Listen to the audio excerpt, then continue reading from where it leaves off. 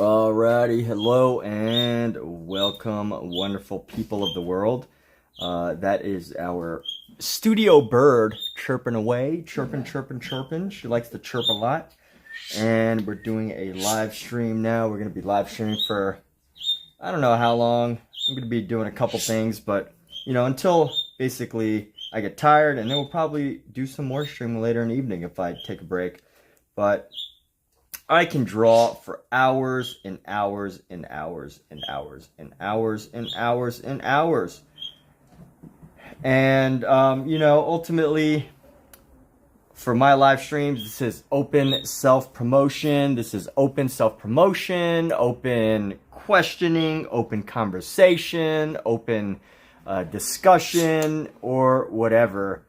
And, you know, whether you're someone who's trying to learn how to draw, or you're an artist already and you're just looking for some way to think through whatever things you're working on, or, you know, maybe you're frozen in some city around the world. You're frozen in on some city and you just need a community to join in on.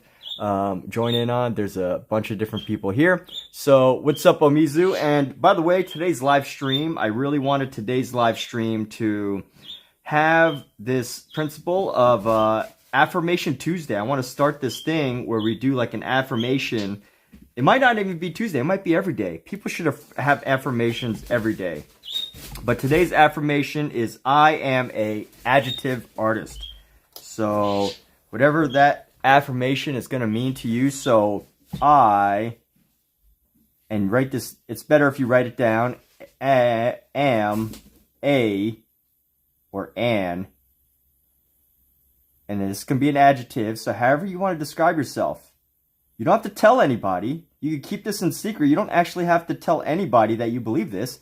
You don't have to be Kanye West and tell the whole world that you're the greatest alive. Artist, apostrophe, artiste.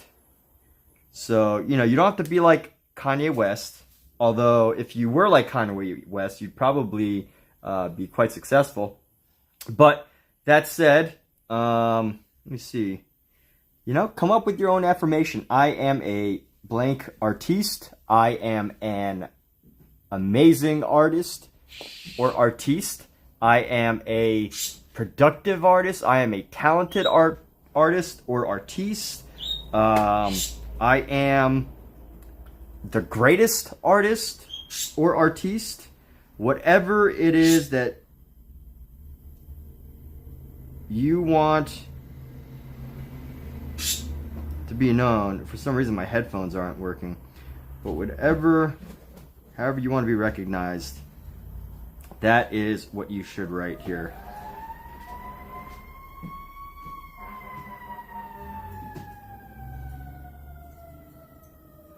So I'm having some issues with my Jabra headphones. I think every time like I put this and charge this with the wrong power charger, they end up like, I think too much power flows to them. And there's like an issue. But I could just be paranoid. Which often I'm, as Kat will say, I am very skeptical of things. Here we go. All right, so things are good. We're back to normal. I have beautiful, realistic strokes. Well, hey, thank you, Comedy Flu. Appreciate you. Good to see you.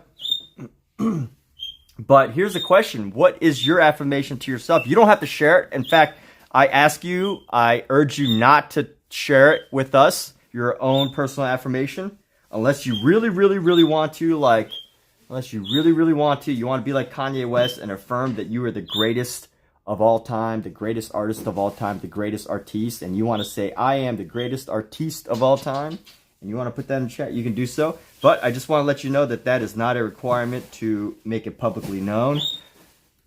And, yeah, so no pressure there, but thank you. I have beautiful, realistic strokes. So, of course, I am learning from Charles Bargue, which is what this book is based on. And at this point, I'm just going in and making sure that I fill in the space with some shadow. So here we go. I'm gonna erase some of this just to reduce some of the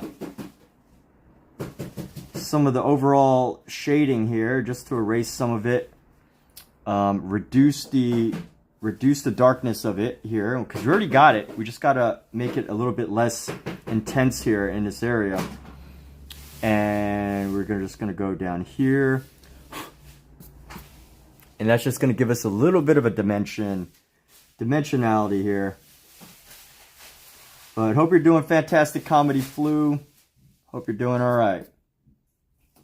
So that erasure is just going to give us a little bit of dimension there.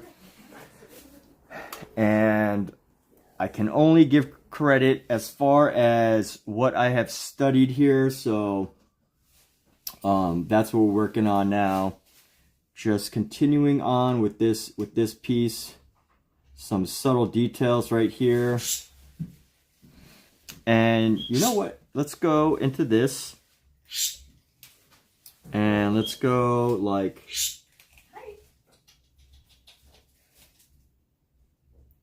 I'm going to go with this pencil and just come around with a variety of shapes here.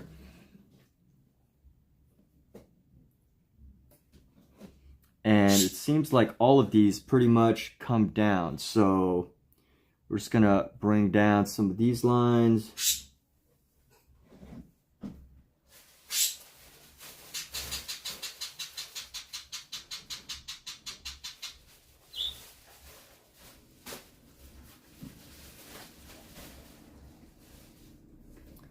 And let's see. I just want to see how this looks if I actually do this contour style of drawing, where I create every little contour.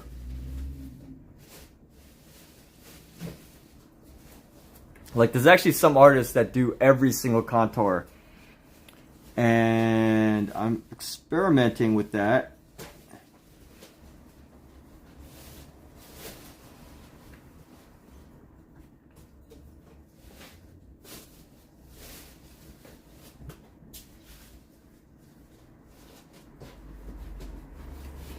Do some of that good old pencil control here.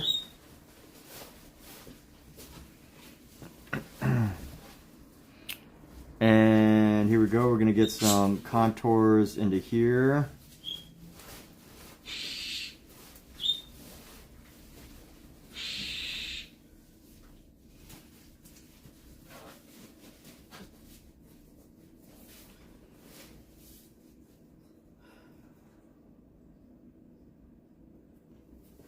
I don't know if I like this contouring style.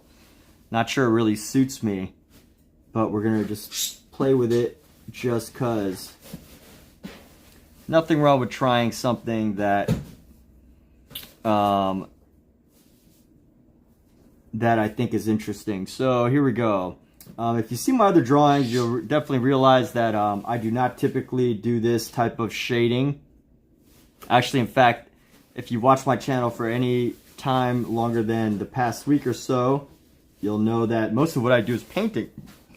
So, drawing with pencil isn't new to me. It's not like new, but I've never really spent this much time drawing with detail as far as pen drawing goes, or pencil drawing. Usually my focus is, you know, quick pen sketches. So this is a fun experience for me, fun little experiment. And what I'm doing is trying to follow these contours that I see. And one of my mentors would be totally upset at me because I said trying to do it, which in his book, my mentor... one of my mentors was really against the word trying. Any type of kinda or trying or like any sort of weak vocabulary was unacceptable in their book. And what they mean by weak vocabulary is like, you know, any word that isn't active. You know, like I'm trying to do something rather than I am doing something. And it was funny, we would have these conversations. And anytime somebody would use a weak vocabulary like trying. He basically interrupt us and tell us not to do it again. And although we did it again, you know, I think what happens is we end up using it way less than any other person. So how does this look? I don't know. I don't think that this looks that great. Yeah, I'm just not seeing I'm not seeing the draw of trying to do this. But maybe if I shade this area in right here.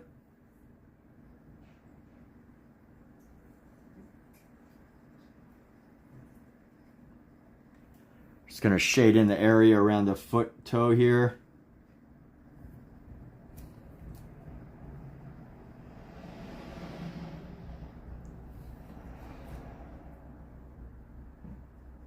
And let's use a darker pencil. We got a couple of pencil choices. Our STAEDTLER right here. We're gonna go with a 6B, or actually let's go with a 4B. I want to use up all my even number first, my even numbers. So let's see, 6, 4, 2, H, 3, 6, 4, 2, HB, F2, 4. Okay, we'll figure it out when the time comes. But here we go. We're using something of a darker color, and I just want to shade in the area here. We're gonna go shade this way, and then we're gonna shade downward, and then we're just gonna do a little bit of shading across. This one's gonna be even lighter than the rest, and then another little shade right there. Never hurt anybody. A little shade never hurt nobody. And then we're gonna add like let's go with a 2B here. And we're just gonna add some light shadow into here.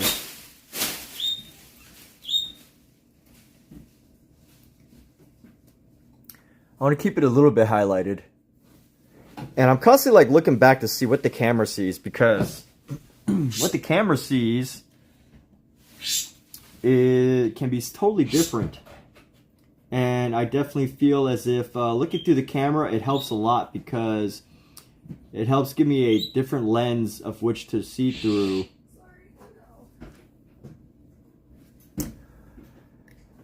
Creating a variety of shade there. And let's go with this lighter pencil, and we're going to go into here. Let's see, we're going to go with this lighter area right here. Go with this 2.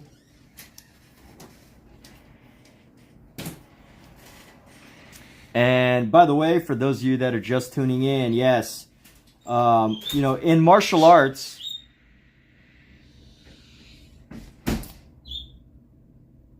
anytime you enter the dojo, you're supposed to, in some martial arts, not all, you're supposed to take off your shoes.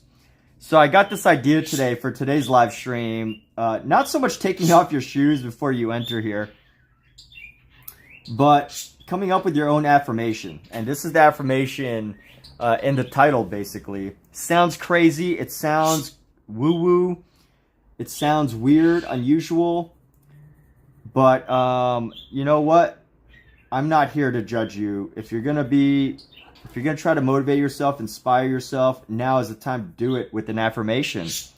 And all you need to do is just come up with your own affirmation, whatever it is, whatever type of artist you are, explain it. And by the way, not just to clarify, don't call yourself just anything, right? Like, call yourself what it is that you want to aspire to as far as a creative person goes. So, you know, if you want to aspire to be like Kanye West, then, you know, what you might want to say is, I am the greatest artist alive, the greatest artiste alive. If you want to be, you know, someone just a bit more humble, then you could say, I want to be a talented and exceptional artist. Or, you know what, if you don't have the belief in yourself, if you don't have confidence in your creative abilities, then you're not allowed in here. No, just kidding. With that said, if you need help coming up with an idea, just come up with something. Come up with anything. It doesn't have to be exactly what you are right now, right? Think about the future. Think about what it is that you want, how you want to be recognized or whatever, and you will go very far. So here we go. We're going to go darken this color with a 4B right here. I'm going to go 4B and just darken this area a little bit. And let's just add like a little line in here just to separate some of the white space. And let's see, how do we, this area is going to be a little bit darker. We're going to go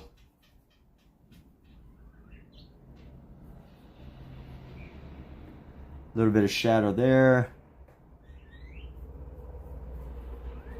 Bring some shadow right there. Now let's go with a 2B here. But yes, instead of taking your shoes like in a martial arts dojo, I urge everybody in here to, before you join in, to come up with your own affirmation. Or even if you're not going to join in, you know, even if you don't want to participate in this live stream, do it anyway. Maybe it's not about being an artist, right? Maybe you don't care about being an artist, or maybe you're like a musician, and even though I'm drawing, you know, you're the great, you know, you might say something like, hey, I am the greatest producer. I produce. I am a top music producer. I am a world recognized EDM artist. I don't know, but if you do the exercise and you do it regularly enough, I promise you will have some positive results from it. And don't take my word for it. There's actually studies on this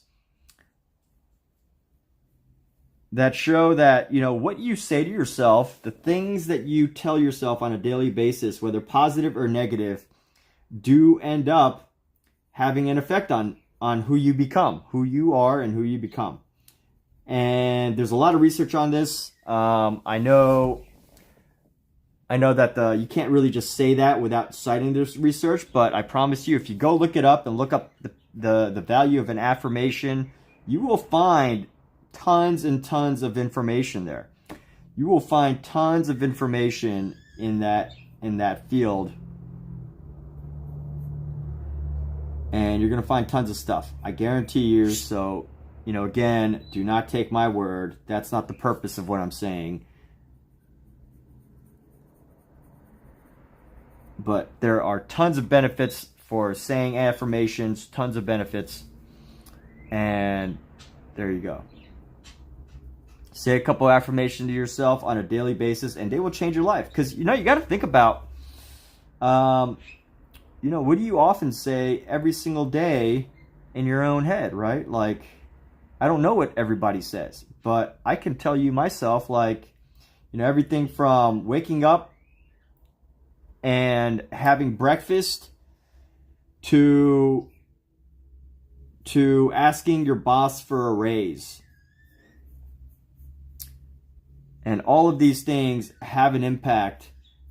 You know, surely someone here has said something like, oh, I can't ask for my boss for a raise. But you can ask for your boss for a raise. So with that, those are just some examples, some daily examples that, you know, might impact somebody watching here.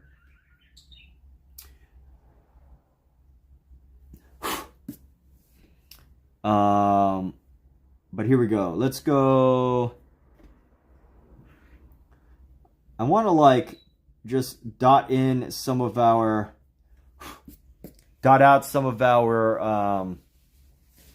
texture there, just to keep the shape. But let's see. All right, that's not so bad. I think our toe here needs some shadow.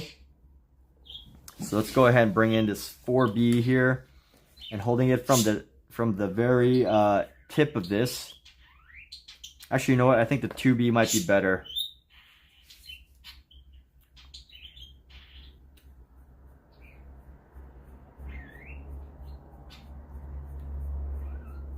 Affirmations are darn amazing, people. I highly recommend them.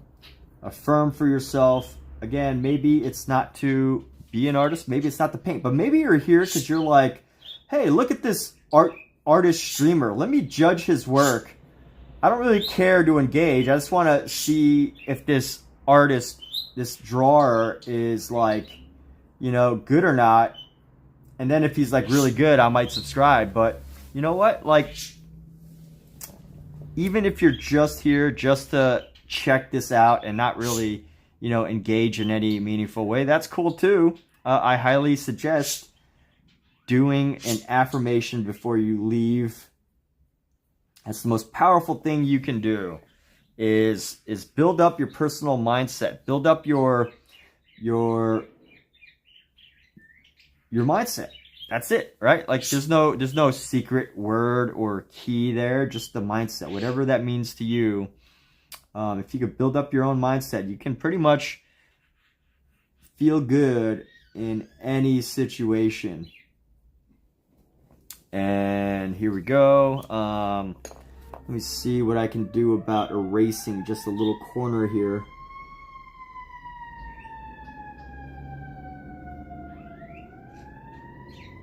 So I'm not usually a big fan on erasing a lot of stuff, but since I'm working with pencil and I have the opportunity to, I'm just going to go ahead and do it.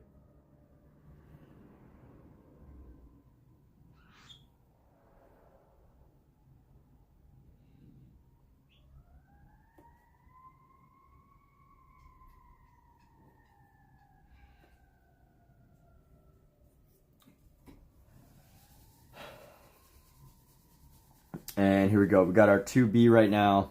This is the lead here.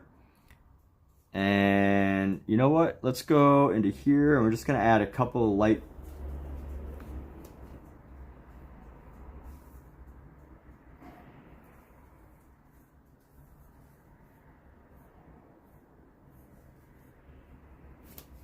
Just some light shading.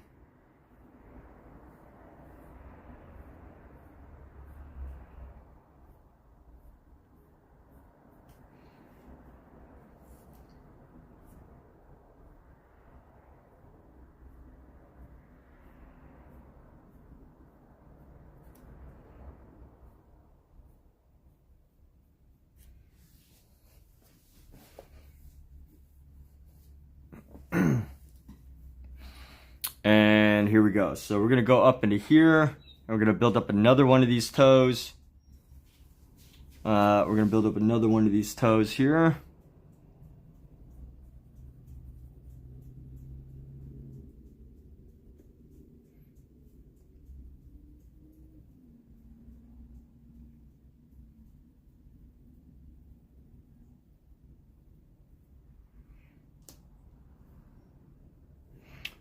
And we're going to go up here.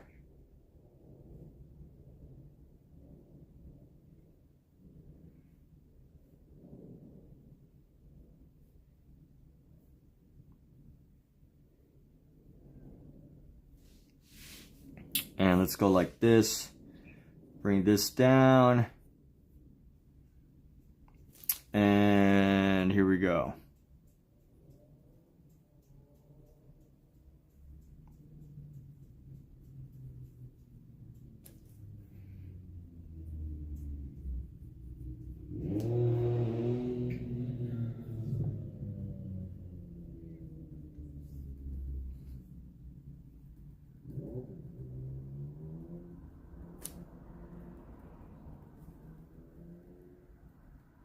So when I'm seeing this, I see like a bunch of little remnants of dots, and I can't tell if that's like from the printout or whether these are actual like dots that were included for the purpose of the drawing.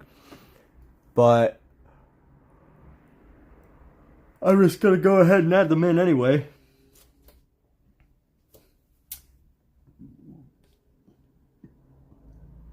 So here we go. We're going to bring this down.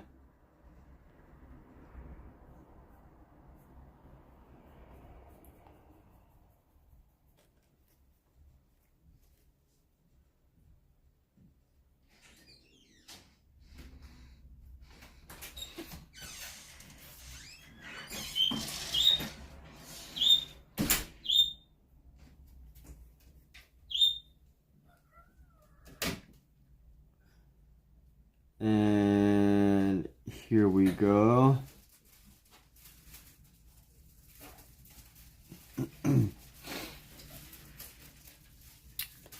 So let's see, we're gonna go like this. You know what, if I'm really digging into this, you know, looking at the technical, because like, here's the thing. When you do something like this, honestly, there's really like no creativity in this. So this really can't be judged on a basis of like creativity. If all you're doing is copying, there will never be any level of creativity. If all you're doing is pretty much copying. So with that said, the only way I can really judge this piece right here is totally based on my sticking to the script, my ability to actually copy what I saw. So, you know, as far as materials go, if I really think about it, you know, I didn't use all the typical materials of a person who traditionally works in pencil and pen.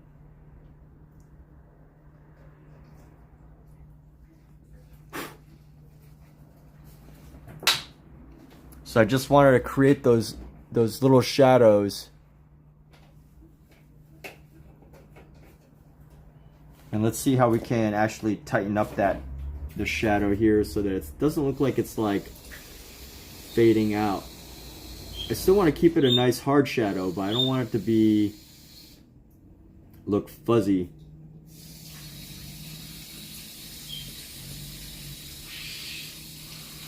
And right here there's this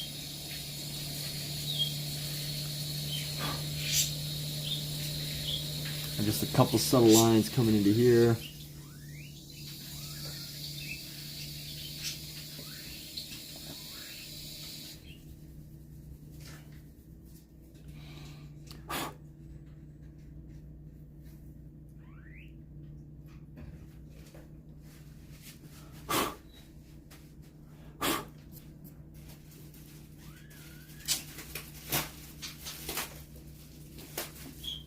And let's go like this.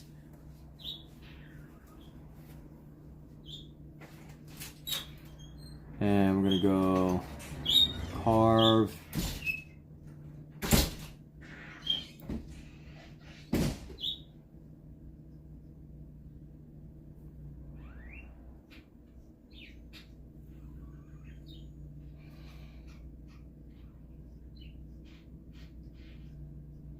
And there we go. Let's see. What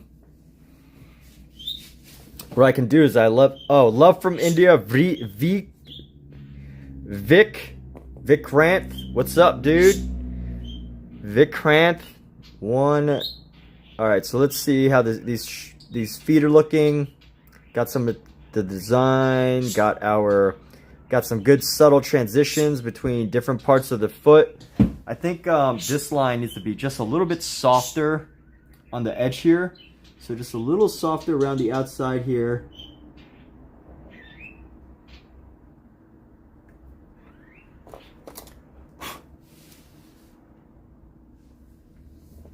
And that's actually good. I like that. I can improve of that. We're going to use this eraser to just go into this darker area a little bit.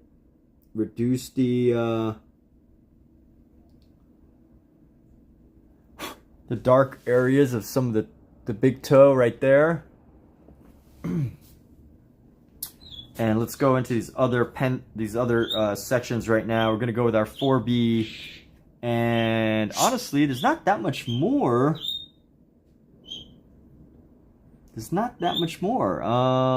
So what am I missing? What is missing from here? Maybe.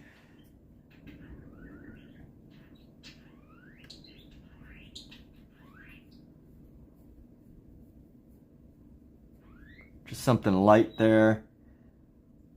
Some light transition right there.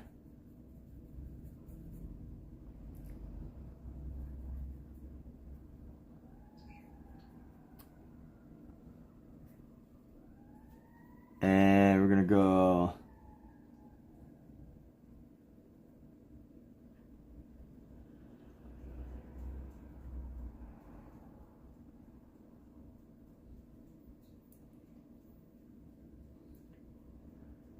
and here we go.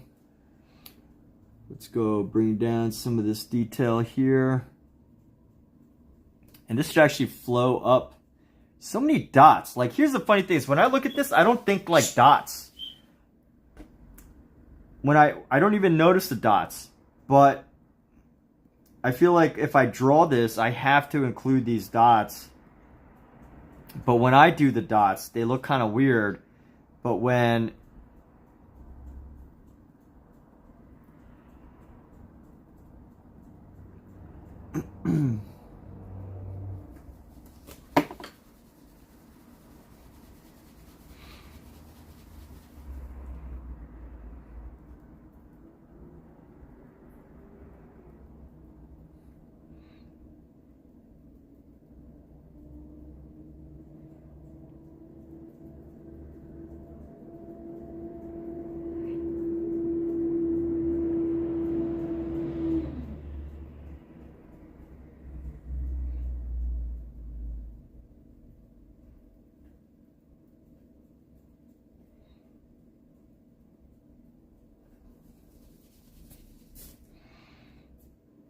and here we go. How are these lines how are these little dots showing up? They're not really showing up at all, and I don't really think they're adding to it. But this toe is really going to bother me because it's so like there's like no real value change in this part of the foot here, and it just kind of has like this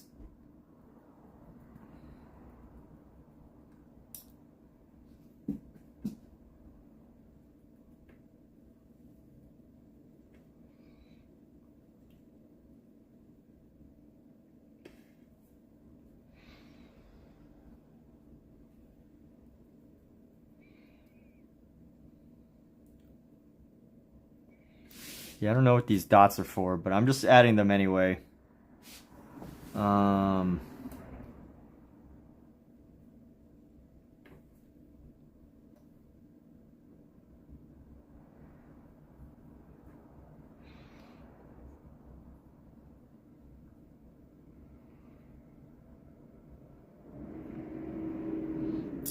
Get some more toe definition there. Bring this toe definition down a little bit.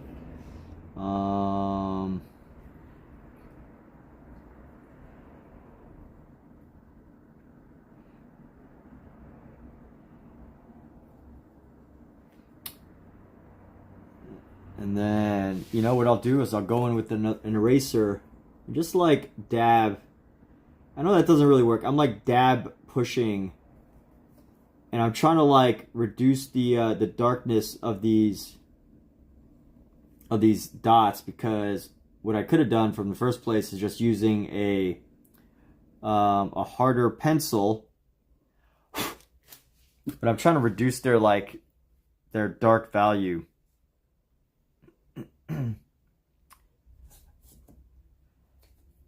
Let's go right in an angle.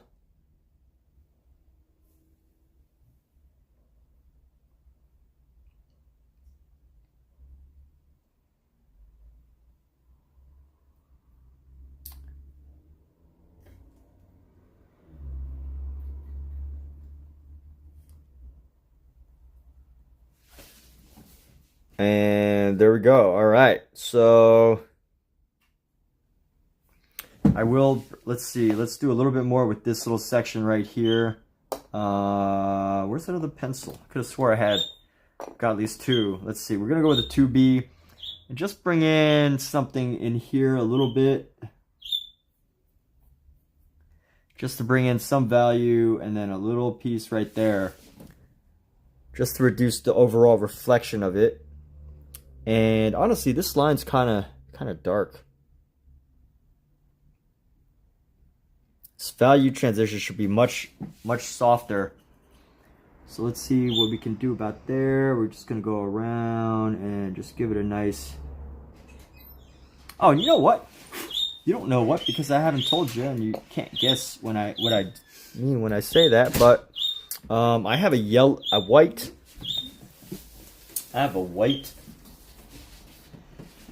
colored pencil. How exciting is that? I just remembered that I have a white colored pencil, which would be great for this. Yes, it's clean. I have a white colored pencil and a light blue colored pencil. And you know, I should actually be using these more often for the initial sketch because they allow you to draw over it. Let's see, we got this white right here. Let's see where we can paint in some white. There's already white here. Let's go.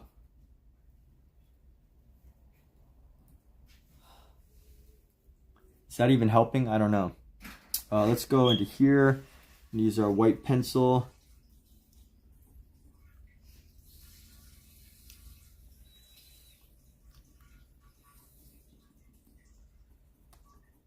I feel like all it's doing is spreading.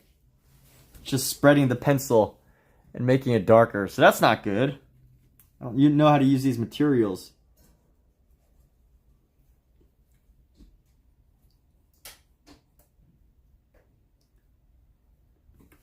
Like, what I thought is it would actually just, you know, draw on top of it, but it doesn't seem to be doing that. So I guess that's not going to work.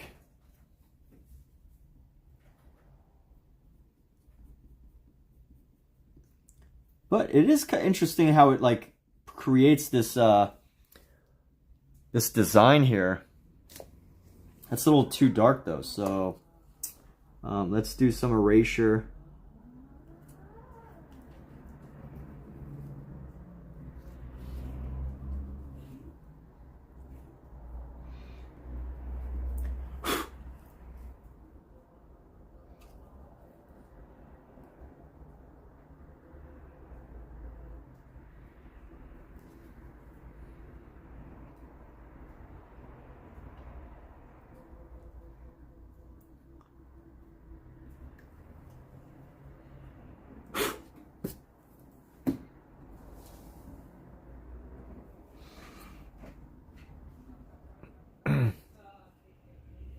And you know what? Let's go a little bit more into here.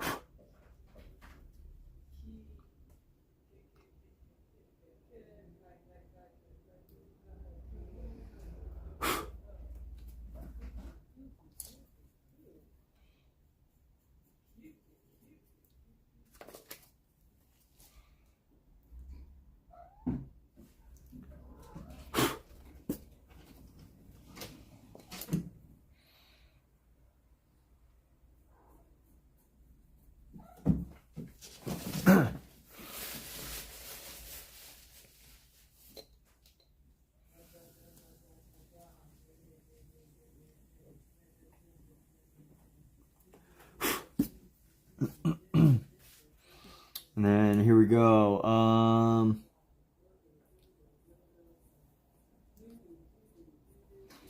Bring that up and let's see. I think we're doing all right. We're gonna go into here just to give it a little bit of a house blend.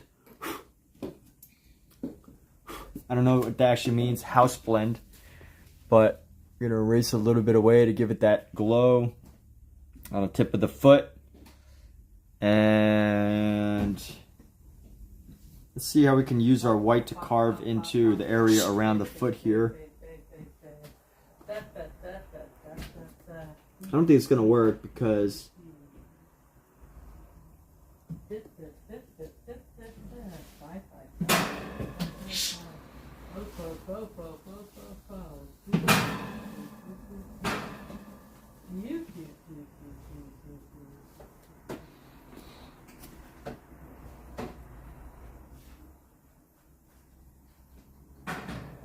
All right, I don't want to do too much more erasing.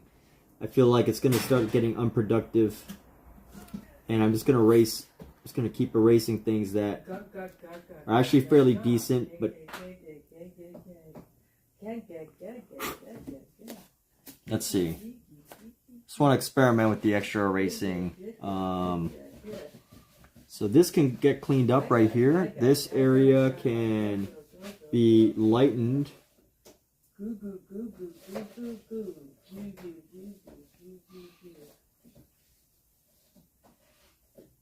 And that actually could be better here. Let's see. I'm going to erase this right here. Alexa off. I don't know why I said Alexa off. She's not even on, is she?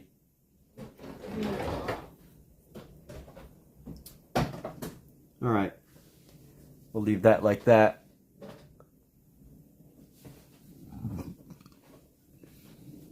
So there's our wonderful foot, people. The wonderful foot. And I hope that everyone here has said some affirmations. If you have not, then right now's the time to say your affirmation to yourself, to affirm to yourself what type of artist you are, to affirm that.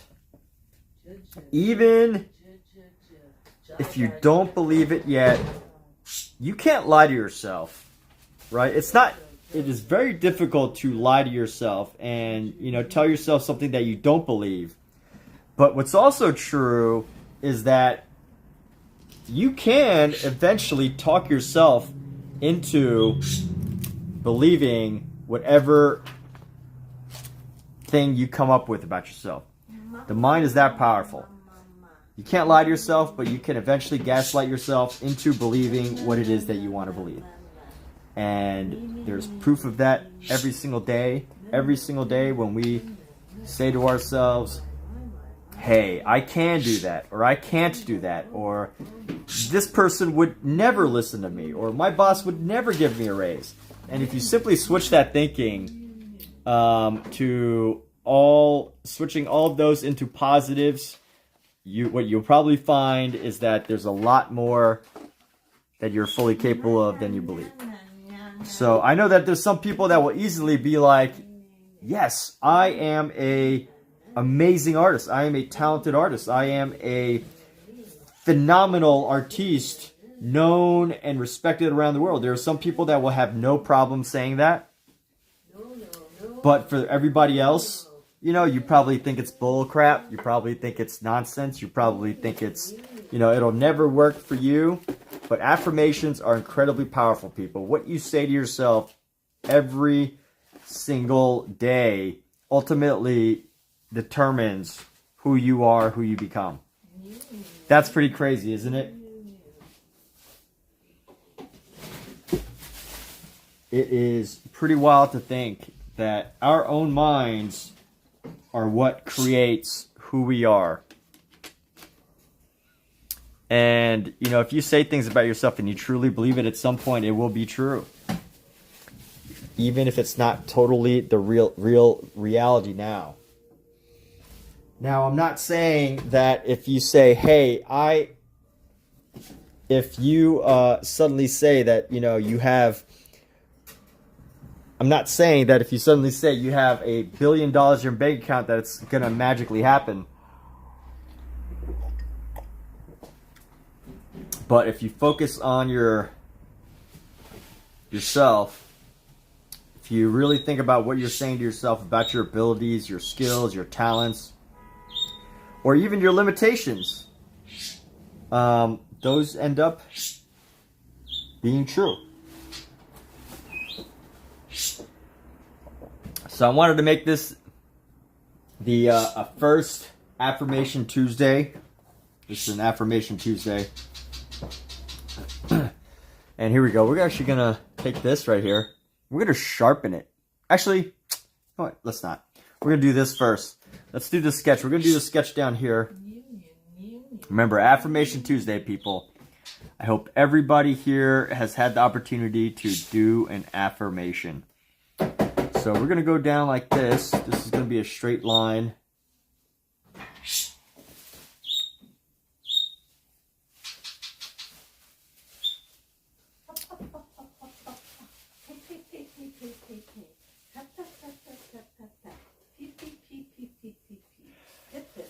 So this light blue is actually, so I actually learned this from a mentor of mine. I don't know because I've never done animation, so I don't know specifically exactly how it's used, but supposedly this blue pencil is for like initial sketch that you do because it's easy to make it go away and it's easy to see past. So you do this to lay down your initial sketch. And then once you start drawing on top of it, everything else is pretty easy. So let's go like this. We're going to go... Oh, here we go. So there's another piece. This becomes a triangle up here.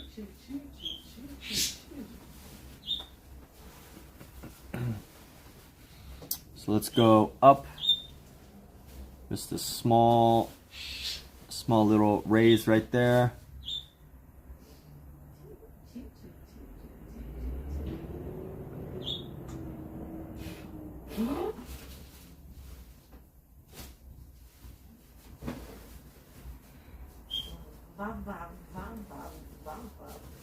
And that probably went a little too far here.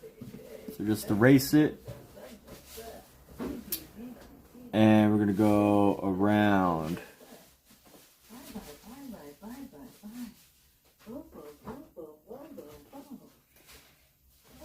And then let's go right here. This is going to be around too.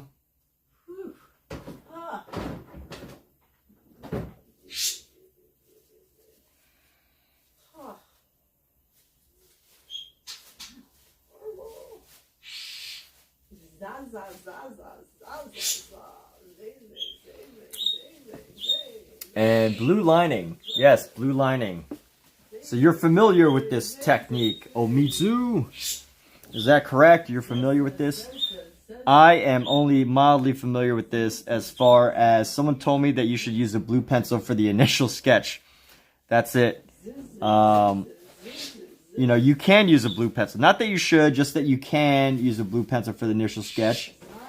Because that's how it was traditionally done. And honestly, I had this blue pencil that I never used. So I just decided that I was going to use it today. And that's all. That's all there is to it. This blue pencil is not specifically part of a technique or anything. I'm just using it solely because this is...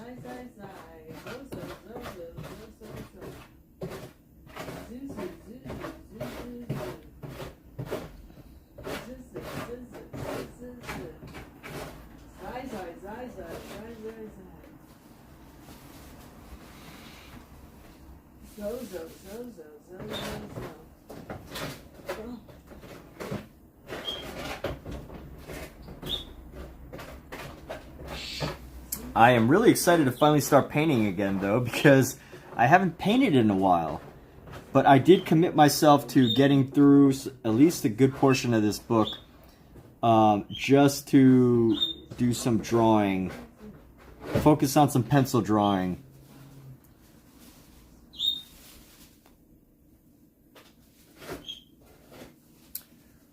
And here we go. So bring this down just a little bit further.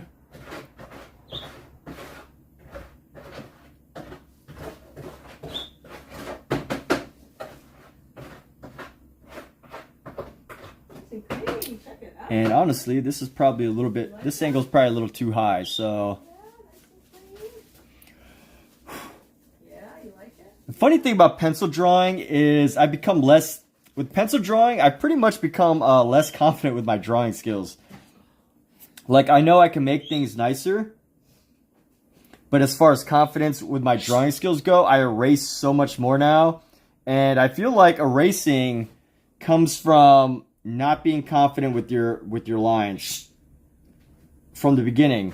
And that can either derive from, you know, a sense, I don't want to say laziness, but like from not getting it right the first time or not believing in yourself that it is right the first time.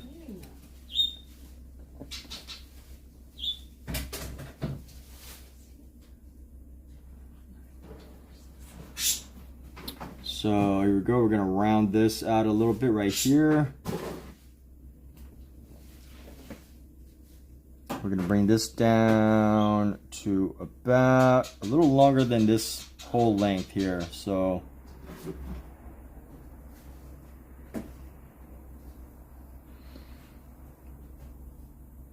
whatever this length is, about that length.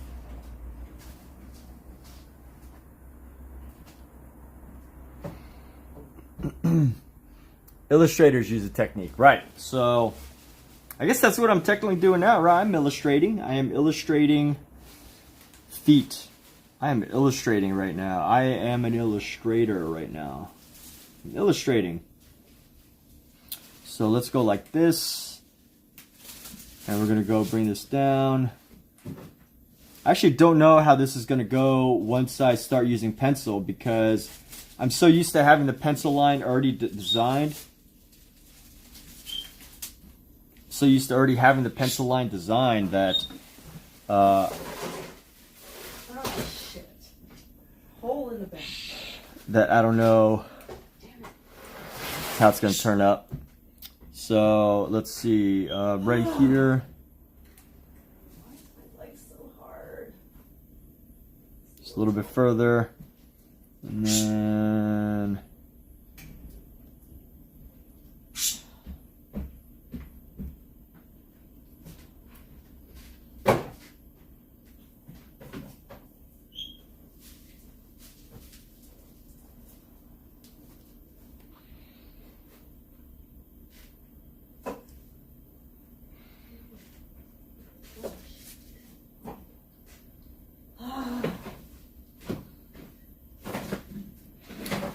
let's see, so this will be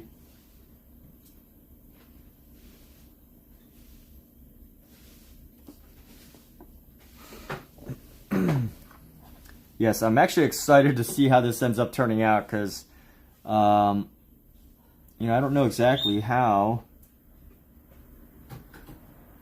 to like use this blue.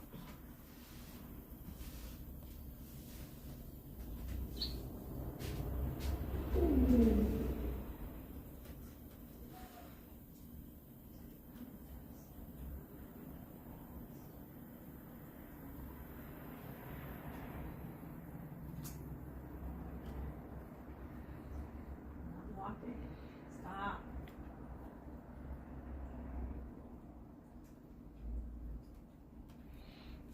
So there we go. And then the rest of this toe, let's see if we go like this. The rest of this toe is pretty much going to go just before our straight line here. So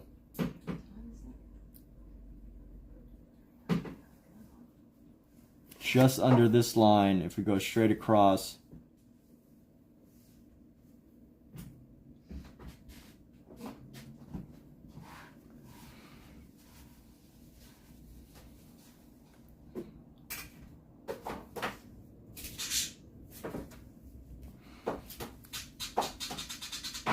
Nope, that's not good.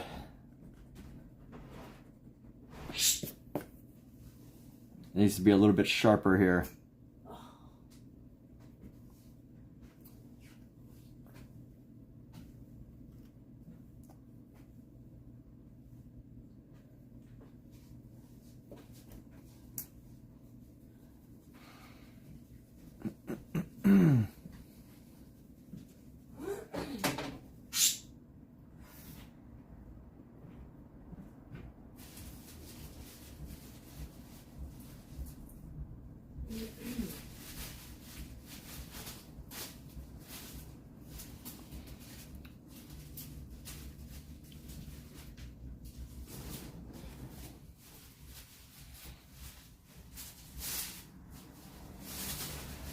And let's go, just keep going with this blue. Can everybody see this blue? By the way, let's do another reminder. Hope everybody has come up with an affirmation for themselves. Come up with an affirmation. It's a powerful thing you could do to help yourself. is one of the most powerful things. You know, people go for self-help, but all they really need to do is change the way they talk to themselves. You know, that's really the secret. It's changing the way you talk to yourself. I mean, that's not the whole secret, but it's one of the secrets that's highly recommended from. And you know what? I will be honest. I've gone to a lot of therapy, a lot of personal growth seminars, things like that. I've been to quite a few. And, you know, something that's pretty common among all of them is making sure that you affirm yourself in a good way. And it doesn't mean, you know, just sitting there chanting every day and every way I will get better and better, right? That's a classic one. But that's not what I'm talking about. You know, I'm talking about just general. Like, what are the things that you are saying to yourself on a daily basis? It's either I can do it or I can't do it. I am capable or I'm not capable. My art is great or it sucks. Like, those are the things that you're probably saying. And, you know, I hope everybody, at least in this stream, is doing positive ones that contribute to your life and not take away from it.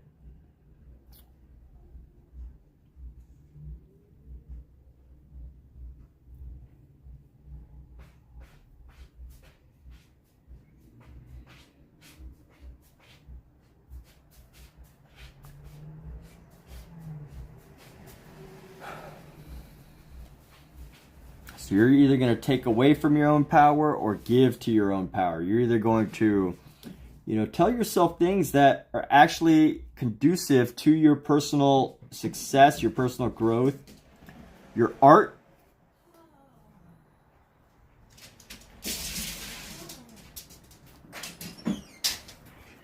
Or you're going to let it negatively affect you. You have that choice right now. You have that power to control your own mind. And I just hope you all know it. So we're actually going to go a little bit lower. We're going to separate this a bit. And let's go just up right here. We're going to elongate this toe. Just going to give this toe a little bit, make it a little bit longer.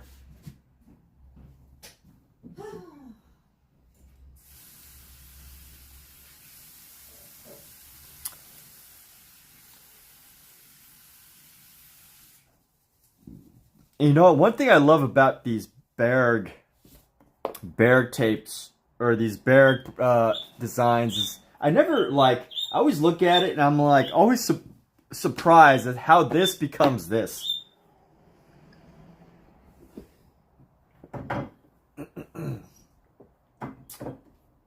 Because here we are, just all these like little toes and like all this, and it's all great. What's up, Edie? How are ya? Happy day. Thumbs up. Thumbs sideways. What's going on? Hope you're doing fantastic. I hope that if you're here, I challenge you to do an affirmation. It's Affirmation Tuesday. I might make this every day, or I might make it every Tuesday, or I might make it any random day. But any random day that you see my live stream, I may have an affirmation day. And today's affirmation that I challenge viewers to come up with them for themselves, much like before you walk into a martial arts dojo, you have to take off your shoes as you come in here. Since I can't, you know, say take off your shoes before you come in here, you know, I am a adjective artist. I am a whatever artist or artiste, as Corey likes to be called. I am an amazing artist. I am an amazing artiste. I am a talented artist. I am a talented artiste. So whatever, you don't have to tell us what you're saying about yourself.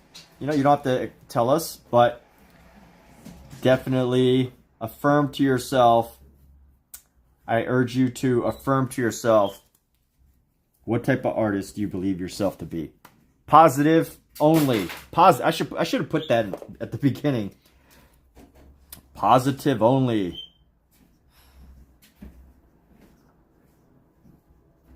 Positive only adjective. So, yes, positive only adjective. And that is my challenge to viewers on today's live stream. If you choose not to do it, there's no punishment, but there's also no reward. You can have your self-reward right now, or you can go ahead and live forever without an affirmation to yourself, which the only person you're hurting is yourself.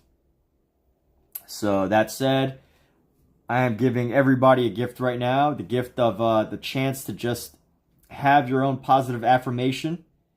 There is no downside, only upside. The only downside, actually, since there is a downside, is without the positive affirmation, then you really lost out on an opportunity. But you always have another day. You got another day. You could do it later. You do it never. And probably do fine in your own life. But at the end of the day, I just want to give everybody that chance.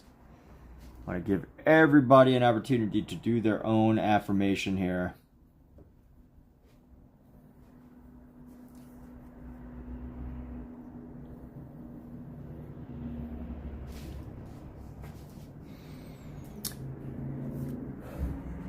That is Monsieur Artiste, your prolific artist. All right, well, hey, you gotta get rid of the, which I am not yet. I'm gonna moderate your post if I can. All right, I can't moderate your post. Huh? Maybe I could do it from my other phone. I'm gonna moderate it because you instantly negated what you had said. Can I moderate it? How do I moderate that? Let's see. I can't moderate it because I'm using an app.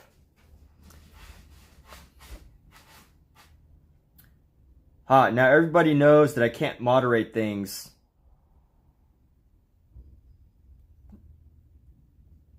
What is going on with my channel? Here we go. Let's go on my channel. Go with my affirmation page. And Edie. I'm going to moderate that. I'm going to remove that message because you negated your own power. And there we go. So if you do want to write it again, you have to write it in the full sense, but you don't necessarily have to write it.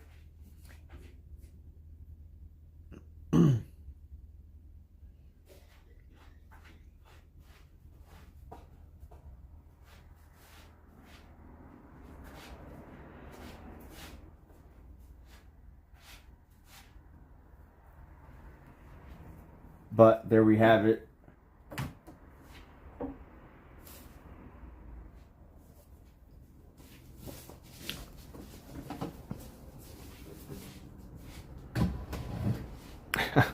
All right. Well, see here. I can see that. I think that's a little better.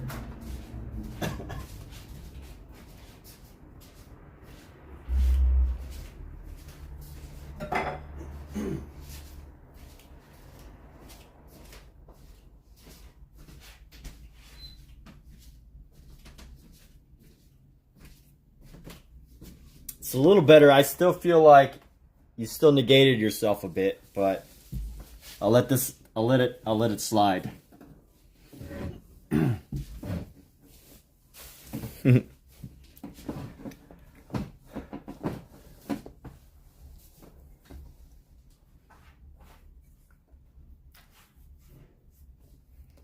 But awesome. Let's all celebrate it instead of instead of doing my typical grading.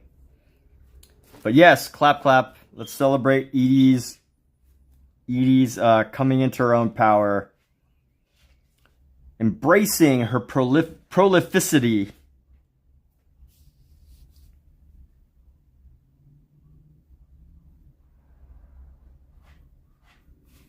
I tend to do that. But yes, embrace your prolificity. That's awesome.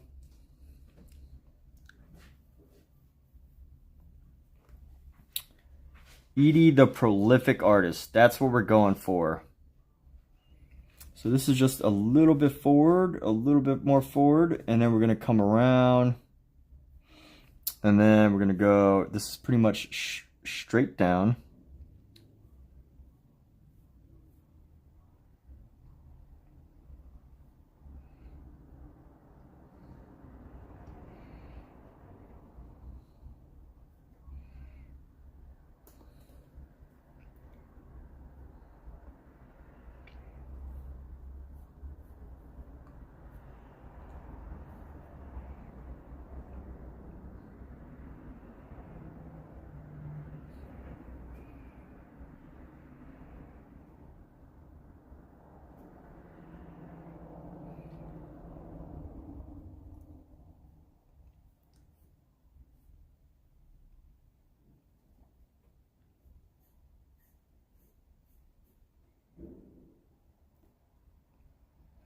Do I seem crazy, people?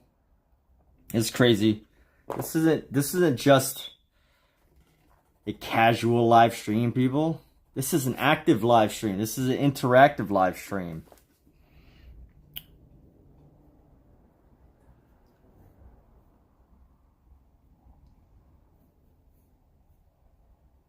I will help you overcome your creative fears and limitations. Need to make this a little bit less.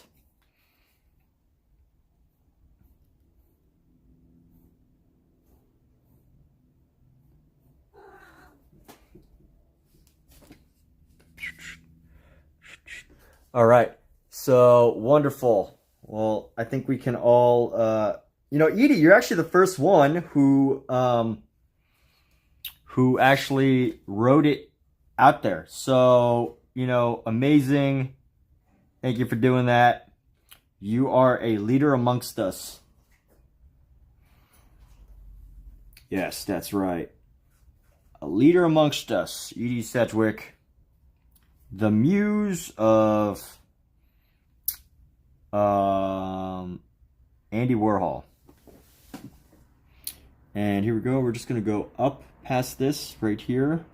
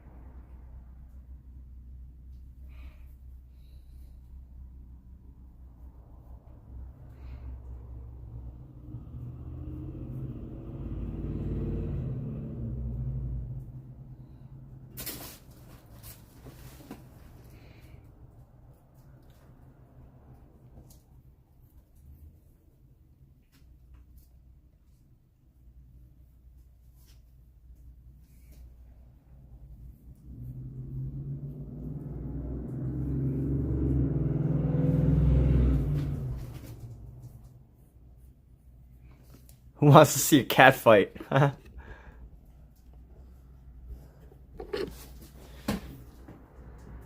not condoning real cat fighting, but they were having their little brother-sister spat. Who wants to see a brother and sister cat playing, is what I should say. Bro, stop biting. Stop biting stuff. Why's your eyes so dirty? So I made him some catnip tea.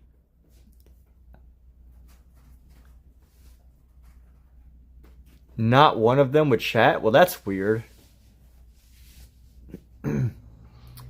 So, by the way, people, Alexa, what does irreverent mean? Irreverent is a word used to describe someone who is not reverent or lacks respect. Someone who is irreverent may demonstrate this by being disrespectful or deficient in veneration or respect. Omizu is an irreverent artist. Powerful. I love it. That is exactly what a true artist would say. Being irreverent. So, you know, you hail from the most artistic of artists. Obviously, brilliant.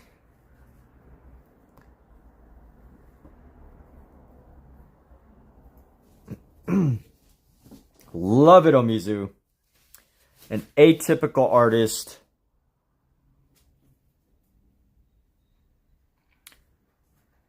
And this is going to go right up to here.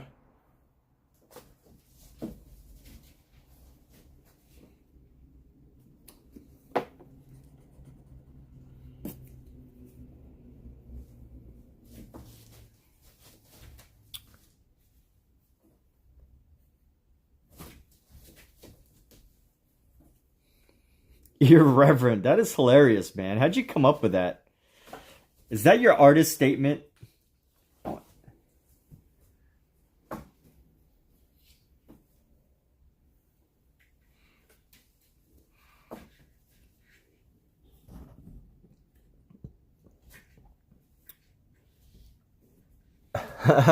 No reverence. Honestly, I don't know what reverence means. So I don't know what reverence means. I have my vocabulary. So here's the cute thing. So one of them was poking their paw up through this little gap right here, and the other one was swatting at it. So I wanted to try to show it to y'all, but they stopped doing that, so it's no longer that cute.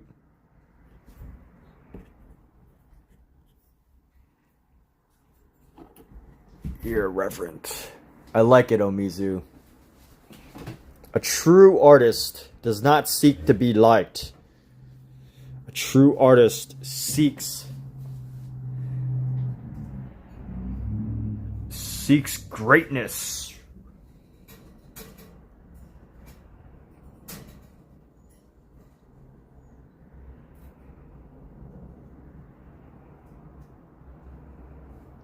Honestly, you know what? This feels like it could be a little bit shorter.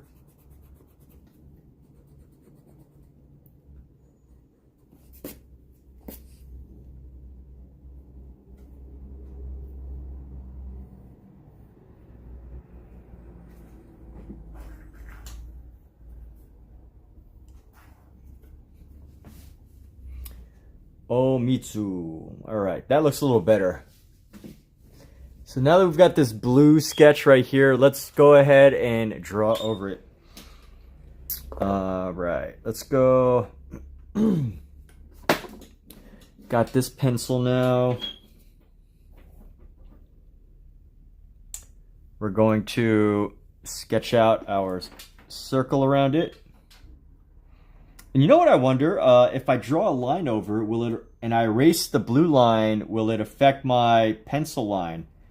I feel like a brilliant design of this would be that the blue pencil is actually not like the same type of lead. That would be brilliant design, but I might be hoping for a little too much. It could be a different type of lead, therefore when you actually use it, that it appears a little different. Or that when you actually use it, that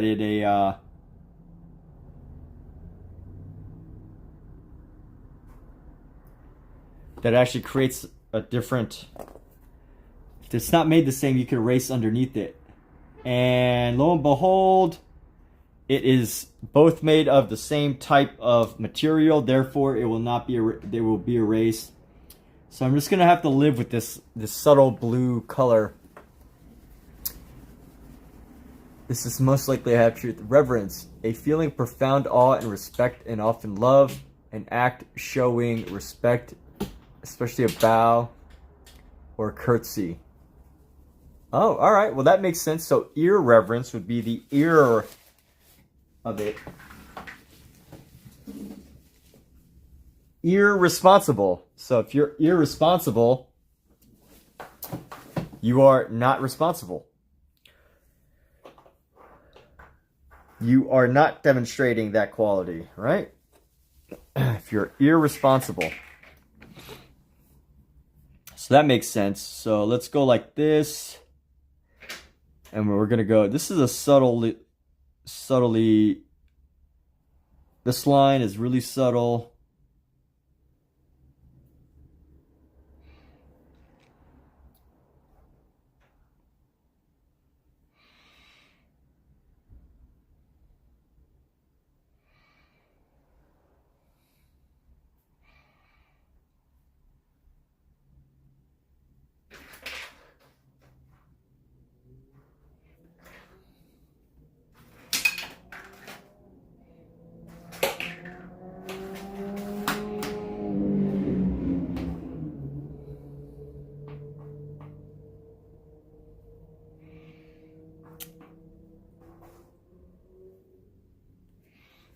And there we go. Ear opposite.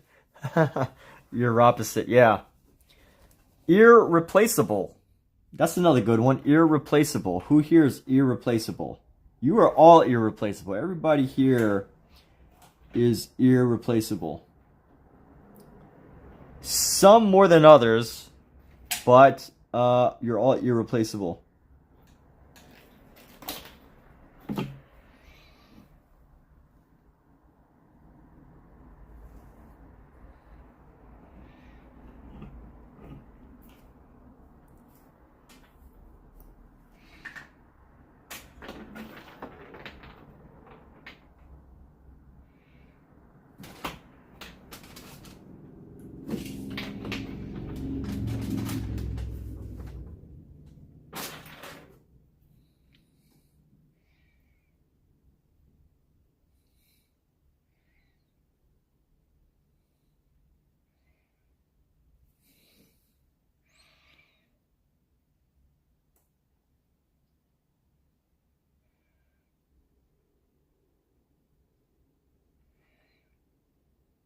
And let's see, your opposite, irascible, irreplaceable, irritated,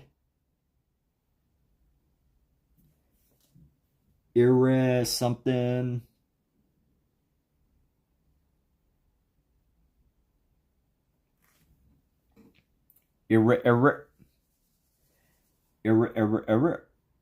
and then let's go right here. We're going to go right across here. And bam. And then we're going to go straight across here to add some shadow. And bam. Then we're going to go down. Bring this up.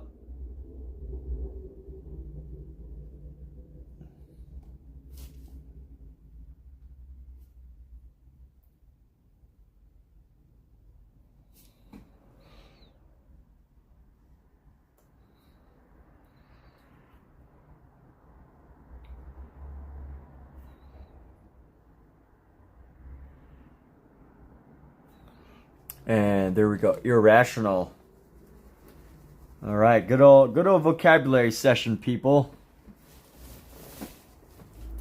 Good old vocabulary session. I am proud of everybody here for expanding on their vocabulary. Now, let's expand on our creativity. How can we expand on our creativity?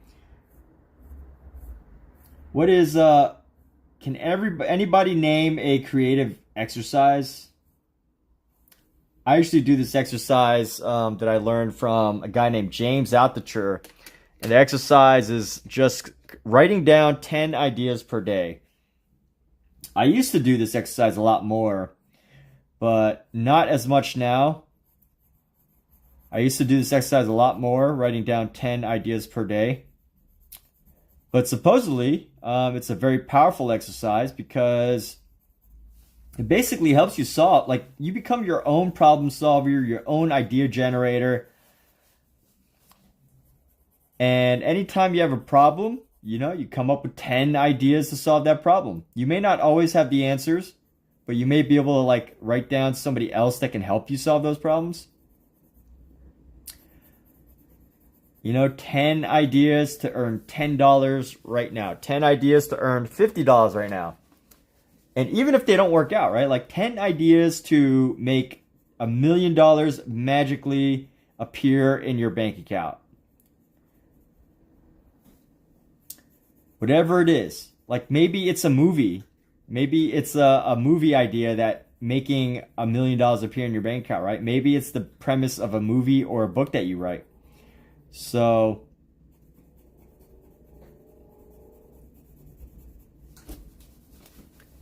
that was one exercise that I really enjoyed that I've always done. Or often done. Not always done. Often done. But if you write down 10 ideas per day, you're virtually guaranteed to have at least one good idea per year. And honestly, usually when you find that idea, it's like you already start to take action on it. You know, your mind starts racing. Or maybe you already told somebody and gave it away and someone else is making money off your idea, which, you know, that's not fun. But just the exercise alone, enough to get you thinking, that's the whole idea that we're going for. So 10 ideas per day. We can all do that. Who else has, anybody else have like a good creative exercise they could share? If they're willing to share?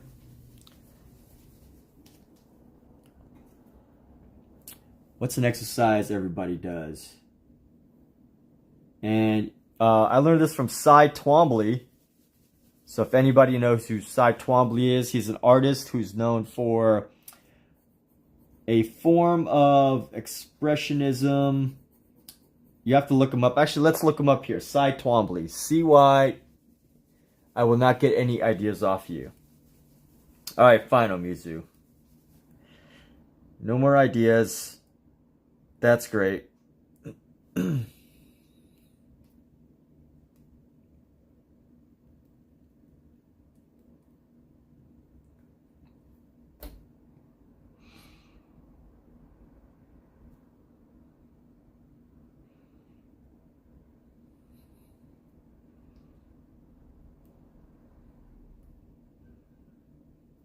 So this is some of Cy Twombly's works. Obviously very abstract ideas. Cy Twombly. Cy Twombly art.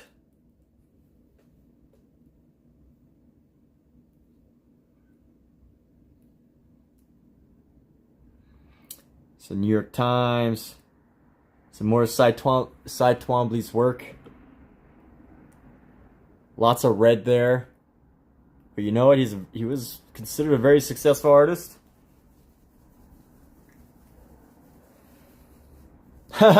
You called them a bunch of squiggles, yeah.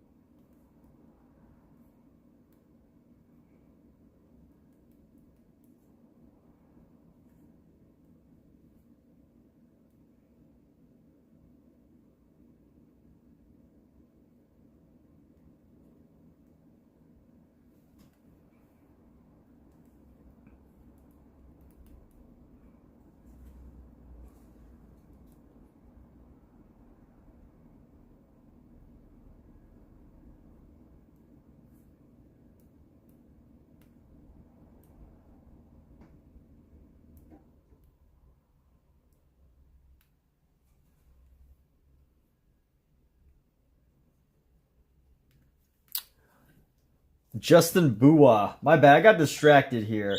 Let's see, who's Justin Bois? Justin Bois? Justin Bois. Iconic. He's an iconic art. Oh yeah, you know what? I followed him today, actually. I don't know, he popped up on my Instagram and I just happened to follow him today. So now I know of him, but I don't actually know him.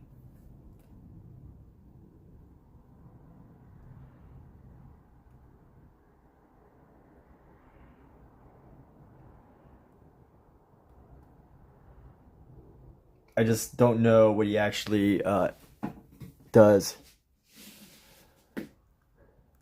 Twombles. Yeah, I like Twombles too. Let's see. That's the kind of art that one does when one has no art skills but has great sales skills. Really? You believe that about Cy? I don't know. Honestly, I disagree. I say that Cy Twombly, yes, he probably had some really good curators involved. He probably had some really great people. But also more importantly than his actual sales skill is his ability maybe to talk about his work, his ability to, get people interested in what he was doing. And I don't think that's a sales skill as much as it is an important art skill where, the artist, and again, this is assumption. I don't actually know.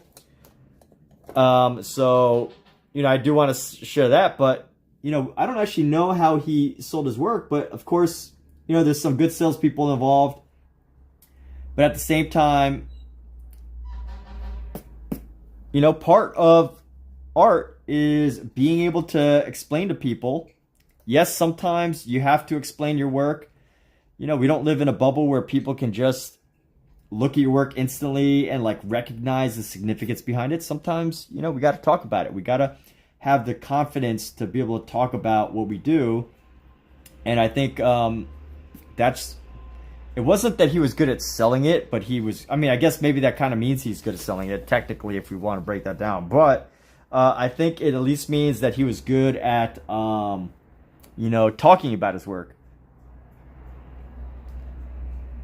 Which made it easier for the gallerists to sell his work. He added story to his work. Being a good storyteller is part of the artist's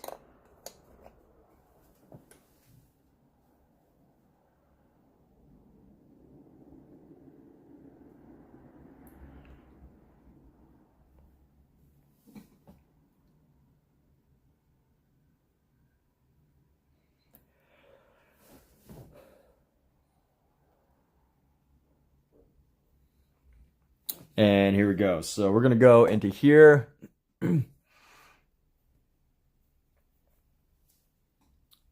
So who are some good sci-fi artists, Edie?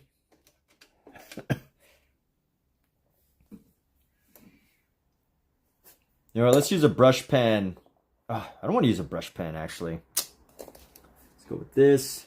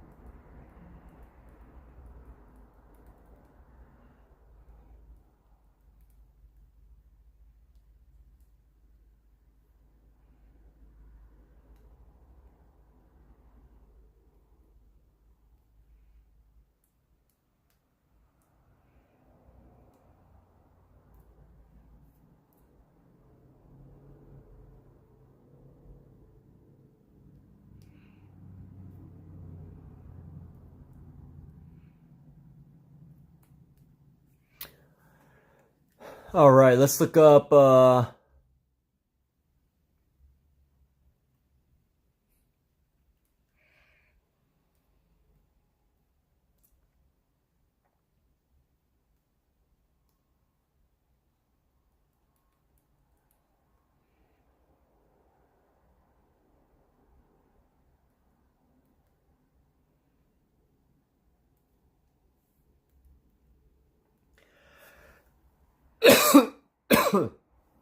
John Harris artist. Oh, wow. Pretty amazing. Imaginative realism. He's like James Gurney of space. Very cool. Look at that. That's beautiful. Good old like 1970s artwork. 1980s. Yeah, he's got some amazing paintings. Look at those. Wow. He's probably not... Is he still alive? The last art that he did was from 1922, or I mean 2022, 23. He must have passed recently. I don't know. Either that or he just doesn't keep up with. But yeah, some beautiful work.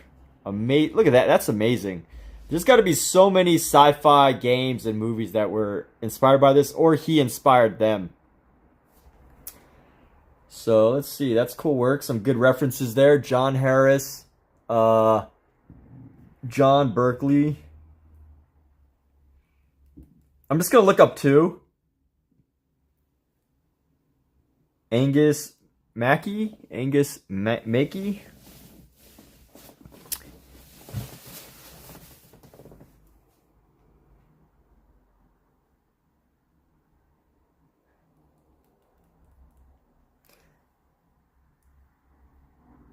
You know what? We can add one more person to this list of...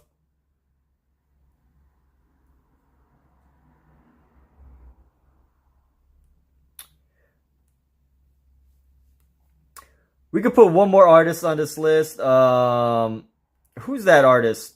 We just met her the other day. She was on this live stream. Following. Who am I following? Let's see. She was just on the stream the other day. Let's find, sort by latest. Justin Bois.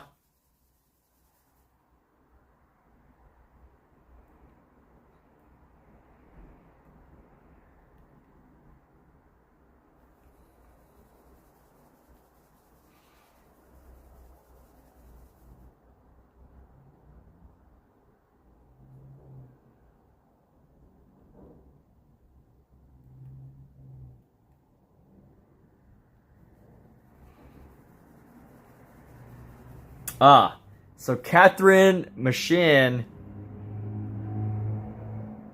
So she was actually here the other day in this live stream. So we're going to go ahead and promote Catherine Machin. She's a living artist. And look at this. So I don't know all her paintings or how she does them. But I think this might be a print or paint. Oh, so she did print this. But I think she's a space photographer and artist. But some of these things, some of these paintings, some of these are photography. But, you know, I know it's not painting. But oh, look, this one's a step-by-step process of her painting a moon. She's pretty good. It's not sci-fi. It's more like realistic science. I guess this is more realism. But, you know, she does some great job doing art of space things. Again, I don't know if these are all... drawings or paintings or whatever, but she was in here the other day, so we're gonna go ahead and say, hey, that was pretty good. No one ever looked at the Mona Lisa and said, how is this art? No one anyway ever looked at the Sistine Chapel ceiling and said, what does it mean? If you're asking those questions, then what you're looking at ain't art. Richard M. Powers is quite surrealistic. There's so much talent in the room, Michael says.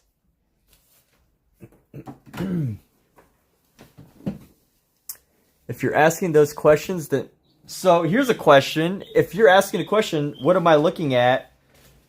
What is the meaning behind this? What is it then? If it's not art. Why is art? And then here's another question. Why is art that, if you have to ask that question, why is it not art?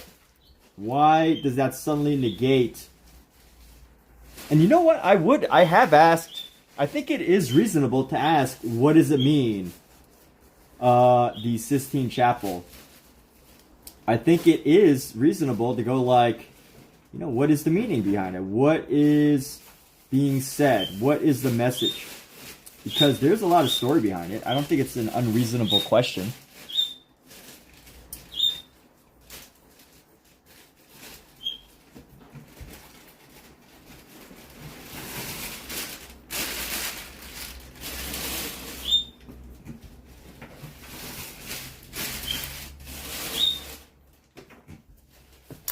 I feel like Edie.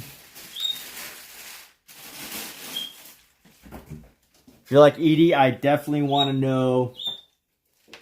know that opinion, but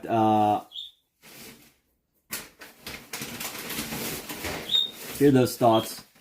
And I'm only asking the questions because, like, I feel like my answer is it is art, just by the nature of getting you to contemplate and ask the question what it is. If that was the intention, it's an art form. It is an art form to get people to question artwork. It is an art form to get people to ask philosophical ideas. And I'm really bothered by this pencil because I don't like the feeling of it. It's giving me this like scratchy feeling, which is part of the reason why I don't like to draw with pencil. But I'm pushing myself through this difficulty because I've already committed to doing these pencil drawings. So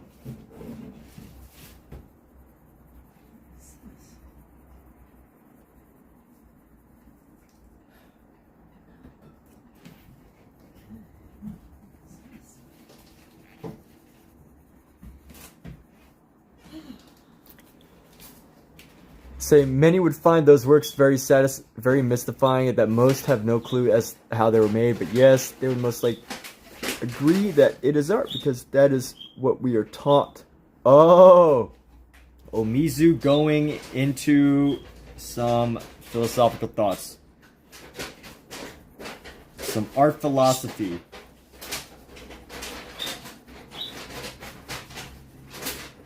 They should definitely add art philosophy as a course into our curriculum.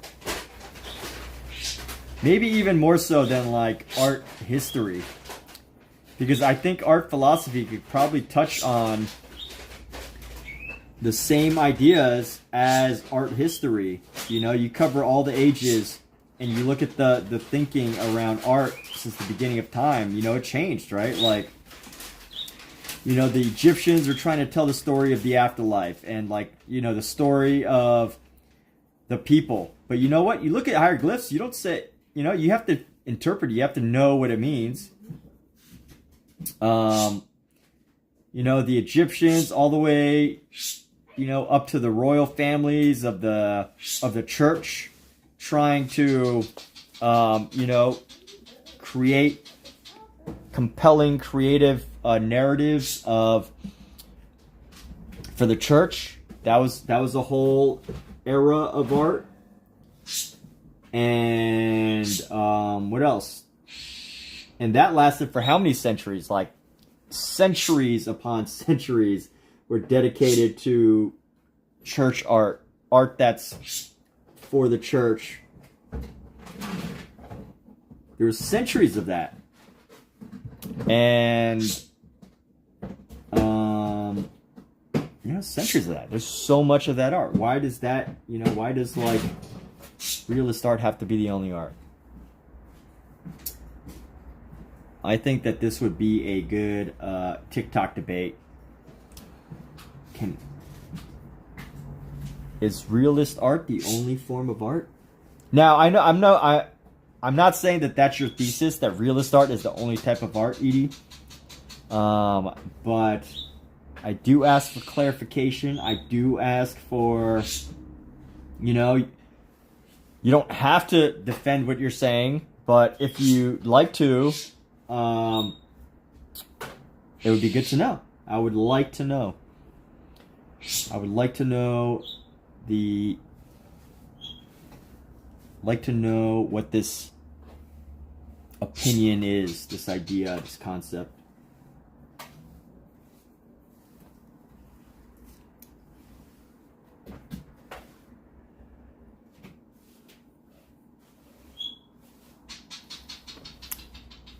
Artist's ability to draw someone into your painting, to leave focus points there. So Edie says, you get that not all art has a deep meaning, like still life or landscape, but at least there you know what you're looking at. What meaning could there possibly be in a bunch of scribbles or splashes? Well, here, let me ask you a question to that. You know, if you looked at the scribbles and splashes, and you knew the artist, and they explained it to you, what the potential meaning could be, then would it be art, in your opinion? Just based on what you're saying, you know, I'm trying to I'm really trying to find specifically your definition of what should be art and should not be art. Because I definitely disagree. But you know what? If you have a good reason, I am open to learning more. I am open to the possibility that my entire interpretation of art is all wrong. I am open to that. No, you know, honestly, I'm not open to that possibility. I think it would be very difficult for anyone to change that. But I am open to hearing what do you have to say. If I'm really honest, I would not. It would be like so hard to change my opinion. It's not even worth it. Like, you would have to write 10 books, then build up a huge reputation as the definitive determiner of what is and isn't art. And then you'd have to outsell at least 10 different artists that make realist work versus non-realist work. And then only then, after like 50 years of you building that reputation, would I be like, oh, maybe she can change my opinion on what is and isn't art. But you know what? Someone had to change my opinion to what is art now. Honestly, Edie, if you asked me like 10 years ago what I consider art and not art, I'd probably be closer to your side. I would definitely be closer to your side. And I would be closer to your side in the sense of, you know, I would like casually say things like, oh yeah, anything can be art, but I wouldn't really believe it, right? I would be like, you know, the Mona Lisa is the ultimate in art, right? Because no one can disagree. I would pretty much have your view if you asked me like 5 years ago. But I've been listening to these books.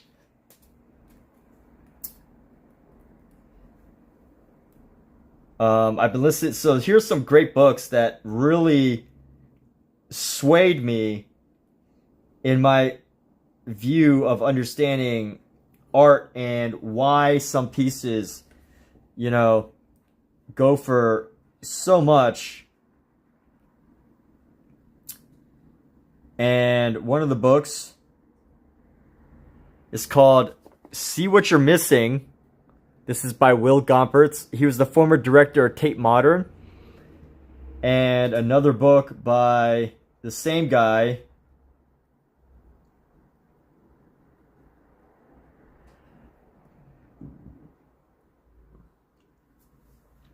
This is What Are You Looking At by the same artist, or the same guy, Will Gompertz. The surprising, shocking, and sometimes strange story of 150 years of modern art. And one more book.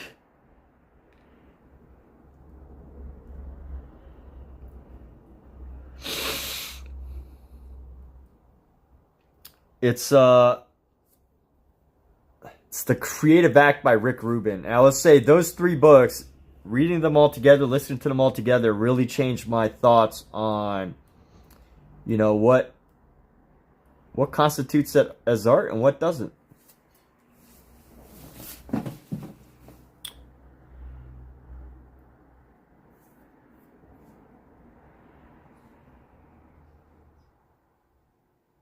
Yeah, I mean, if you don't buy it, I mean, I'm not going to be the one to try to get you to buy Cy Twombly's pieces for, $250 million. I don't know if that's how much his art is worth. I don't think his art is worth that much, but he's up there.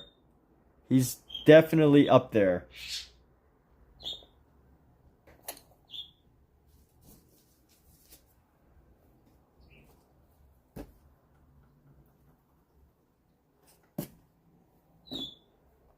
We're going to go...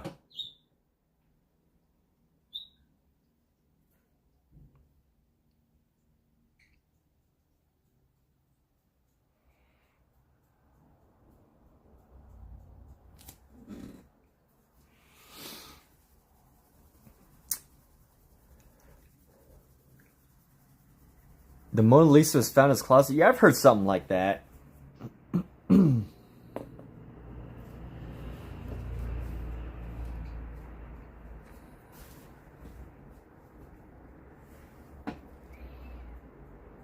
Oh, you know what I forgot? I forgot this little piece right here. So we need to sketch out our design here, which is going to be...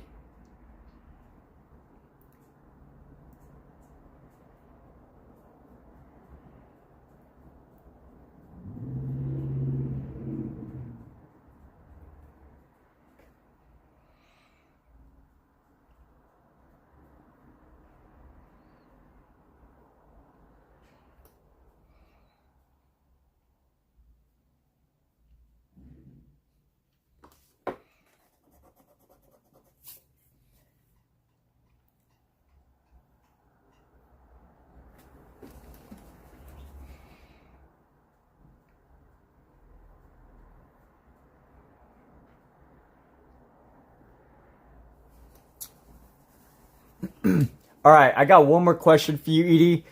Since you're such a big fan of Andy Warhol, why is Andy Warhol's painting of the Campbell Soup tomato can, which not any kid could do, but any talented kid could actually paint a Campbell Soup tomato can.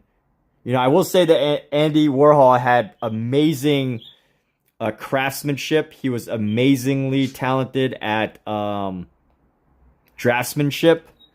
But why is Andy Warhol just painting a simple object such as a Campbell Soup tomato can any more artistic than which a child can also do? I would guarantee that if you take a lot of really talented art kids, they could recreate a Campbell Soup tomato can, Andy Warhol's Campbell tomato soup can, pretty well.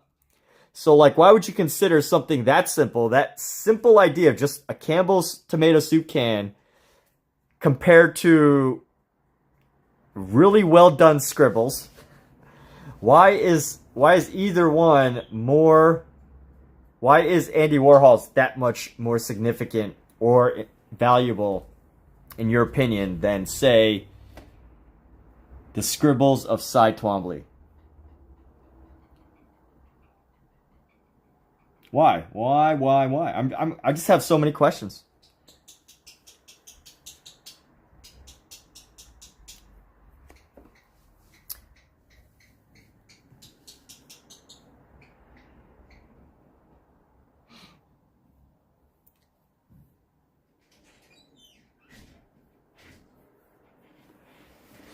Why?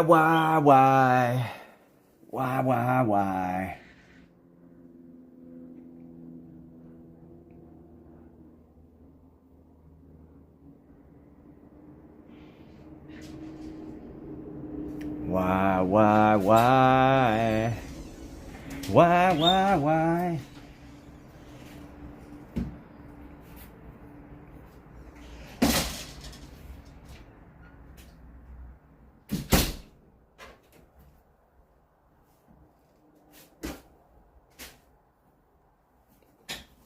Why, why, why? Why, why, why? Why? Not a fan of Warhol. He saw a retrospective of his work once, and it's nothing more than 50 soup cans, 20 Coke bottles, a bunch of Brillo bottles.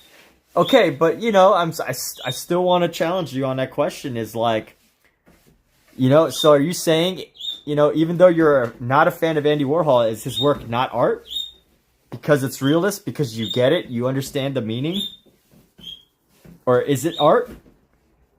And then, you know, what's the difference between a Campbell Soup tomato can and, you know, say the work of Mark Rothko, or which any child could hypothetically paint a Mark Rothko. No, you know what? I take that back. Not any child could do it. But, you know, he has the type of work that somebody who doesn't know art would say any child could do that.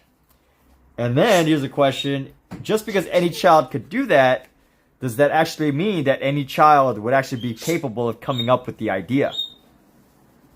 So, I don't know, Edie.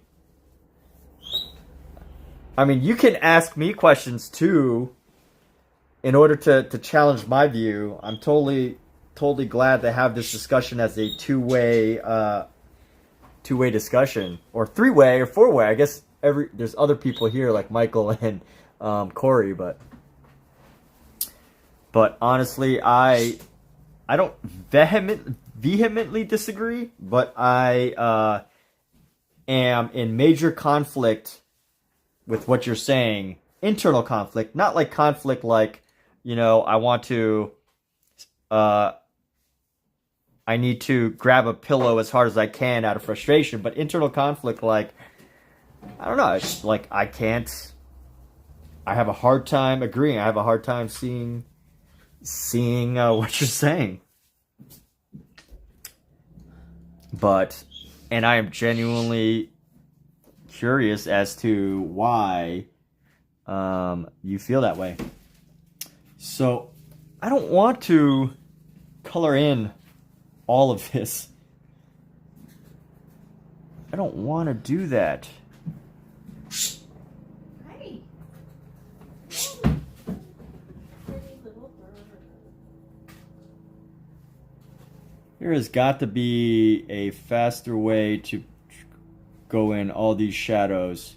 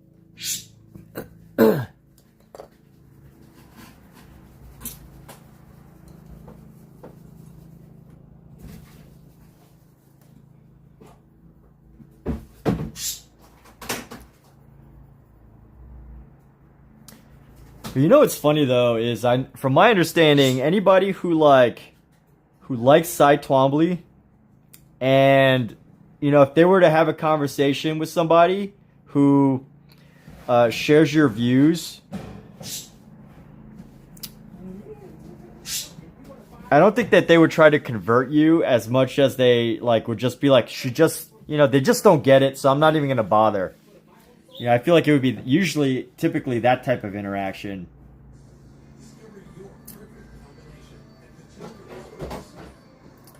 Because I was reading this book about the New York art world. It's called Get the Picture.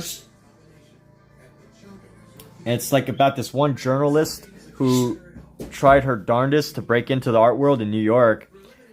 and she was talking about how some gallerists were like,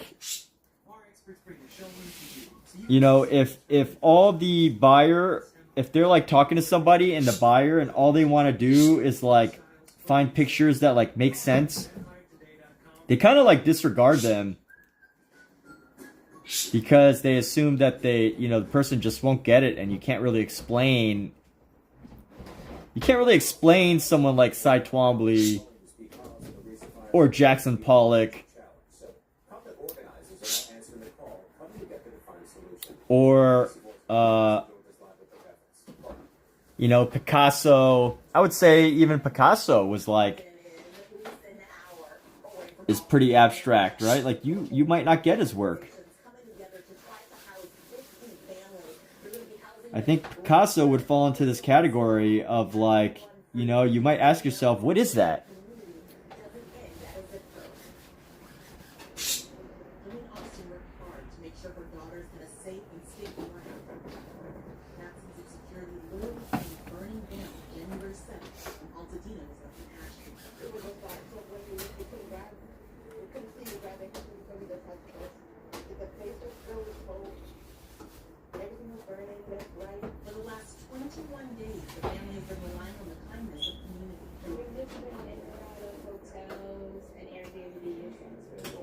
Sure what the next week will bring. To be honest, I don't have a stable plan until today. But for the next 3 weeks at least, housing is looking clear. Project Uplift has raised money to house 50 families in Compton's LA Crystal Hotel for 2 weeks. The hotel is donating an additional week. Doctor doesn't become a surgeon by mimicking a butcher. A creator doesn't become an artist by mimicking a child. It's a matter of the level and skill used. Yeah. Omizu with the plot twist.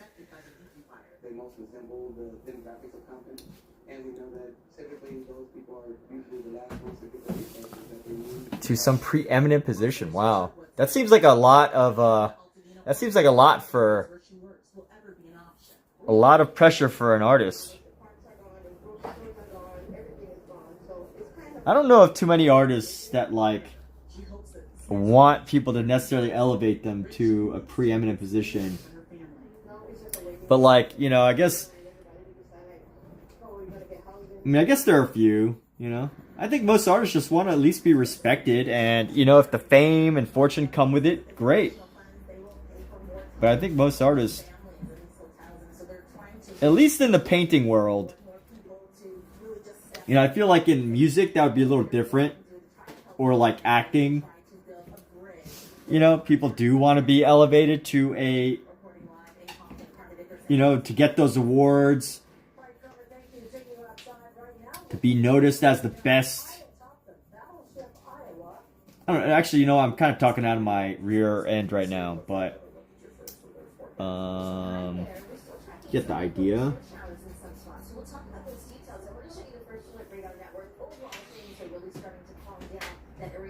Responsible for all of the rain and even the low elevation snow this weekend, even yesterday, starting to move on out, but still some instability in the atmosphere, and that instability causing some showers out across areas of Big Bear, snow showers across that region, even as this moisture kind of spins away from our region with a counterclockwise rotation here. It's then heading to the south and east of Palm Springs, Lake Indio, and even close to Mecca. We've got some rain showers moving on through, but all in all, this activity is starting to move on out. The temperatures still pretty chilly, and it's not just California, or at least Southern California. We're at 57 for the basin at this hour, 58 in Bakersfield there in Orange County. It's 57 there in Sacramento, so everyone's feeling that chill. But once we get into the latter half of our work week, into our weekend, we've got some nice changes up ahead. I want to show you the temperature trend for Anaheim. As we get into our Wednesday and Thursday, we are in the lower 60s. Then once we get into Friday, high pressure starts to reemerge. It's even more noticeable as we head into our weekend. Saturday, 67 for Anaheim. And then Sunday and Monday, we are hanging out in the lower 70s. Slick art motivation. All right. Whoever commented that art is a job is 100% wrong. Art is just art, a hobby that one can utilize to make money. Yes, you can go to school to learn art. You have always thought, what is the point? What if Twombly's was... That's a really good question, though, you know? Edie. You would make an awesome art critic. There is a place in the art world. There's a wonderful place, a very esteemed place in the art world for critics. For sure. So, this is awesome. I mean, you know what? If it wasn't for a critic, honestly, Picasso's career was made by a critic. That's arguable. That's debatable. But there is lore. There's a story that Picasso purposely invited critics to his show because he knew the show when he revealed what's that really famous game? Guernica. When Picasso revealed Guernica, the story is that he knew he purposely invited critics because he wanted people to give him the story. You know, Guernica. Guernica. Huh? It's pronounced Guernica. Guernica. Guernica. It's a U-E. Guer. Yeah, but I think it's pronounced Guernica. Look it up. Yeah. I was told Guernica. No. Alexa, how do you pronounce Picasso's painting Guernica? The word Picasso is probably pronounced as Fosco or Pistaho, which is the name of the Alexa, off. Alright, so I'm saying Guernica. She's saying Guernica. I think it's Guernica. Yeah, but I think when you put it together, I think it's air. Guernica. DeepSeek says its models perform Do you want me to look it up for you? You can look it up for us. and is much cheaper to make, saying it spent $5.6 million. Well, anyway, we can look it up later. We don't need to do that debate right now. But Twombly's work has its aesthetic appeal for those who like that sort of thing, but you're hard-pressed to call it art. Ooh. Is anybody here able to convince Edie Sedgwick that Cy Twombly is art? Hold on, maybe I can even... I don't know. I will also say that in Edie's defense, in Edie's idea that, you know what, not calling Cy Twombly's art not art is also the idea that ironically elevates their work even more, right? Like there are people that are like, you know what, this critic, this person who doesn't understand Cy Twombly, like there's people that are like, you know what, they don't know, they don't believe, they don't agree, that's fine, and they're gonna pay $10 million for it anyway. And I guess that's just the reality of it is yeah, that is the truth of it all.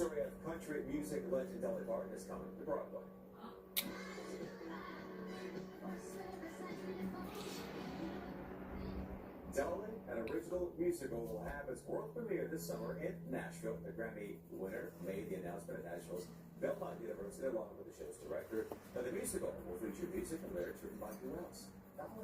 Surprised to be here. Because I'm so proud that we're going to get to do this here in Nashville. I hope all of you are going to enjoy the show. And if you don't see it here, Well, yeah, that is why he invited those critics over. And you know what? They say that it was also the critics that elevated the Impressionists. They say that it was the critics who, you know, it was a critic that came up with the word impressionist, that these people just made the impression of something rather than the painting of something. And that's how the word impressionist was coined. Excuse me, and therefore that's how the Impressionists came to be. So hopefully,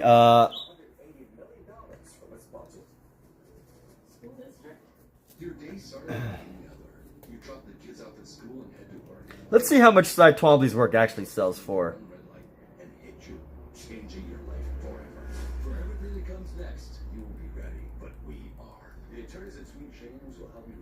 physically and financially, as we defend you against the insurance companies that promise to protect you. You pay nothing until we win. So if you're in an accident, call Sweet James today. It's in our very nature to seek the excitement of the unexpected. It is yearning to experience. So a lot of Cy Twombly stuff, you know, these are the sold prices, 100 to 150 bucks. That's not much. But let's see, by 20 to 40K for a series of drawings like that. Wow, this sketch is actually pretty decent, but that's 20 to 30K. Let's search by highest, most expensive, price high to low. Wow, this piece is, holy crap, $70 million. 70 million. My goodness, look at that. But this piece is oil-based house paint wax crayon on canvas. Doesn't say the size. I believe this is how much it's sold for. Oh, view sold prices. Nope, it won't tell me. What's this piece? It's so blurry. Why would you have a blurring painting if you're trying to sell it for $20 million? I wonder if it's on purpose. So 35 to 50, you can't really tell what it is. But that's probably a good idea. Make a blurry painting. That could be a thing. Oh my gosh, these paintings are all blurred. What the heck? Invaluable. It must be on purpose. Oh, here we go. This one's 20 million.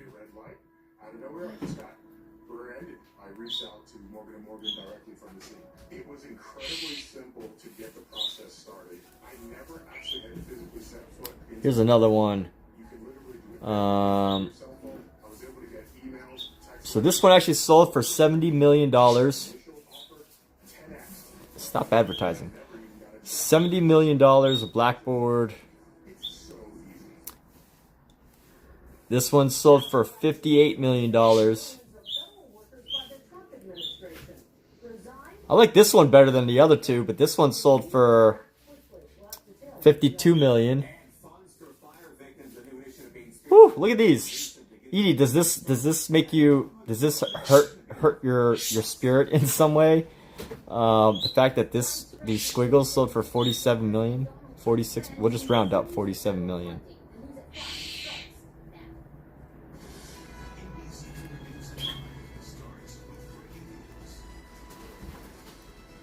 That breaking news tonight, a push from the Trump administration to freeze nearly all federal grants and loans, capital programs, and organizations and people that rely on federal money. Good evening, everyone. I'm Colleen Williams. And I'm Michael Brownlee. A federal judge temporarily blocked that freeze, and today local citizens condemning the action being taken by the Trump administration. NBC4 is heading live right now in Santa Ana, just outside the Orange County Board of Supervisors meeting, and that's where county leaders address the issue. Hey. Colleen and Michael, it's not just county leaders here in Orange County, but really everywhere, trying to figure out exactly which programs could be impacted.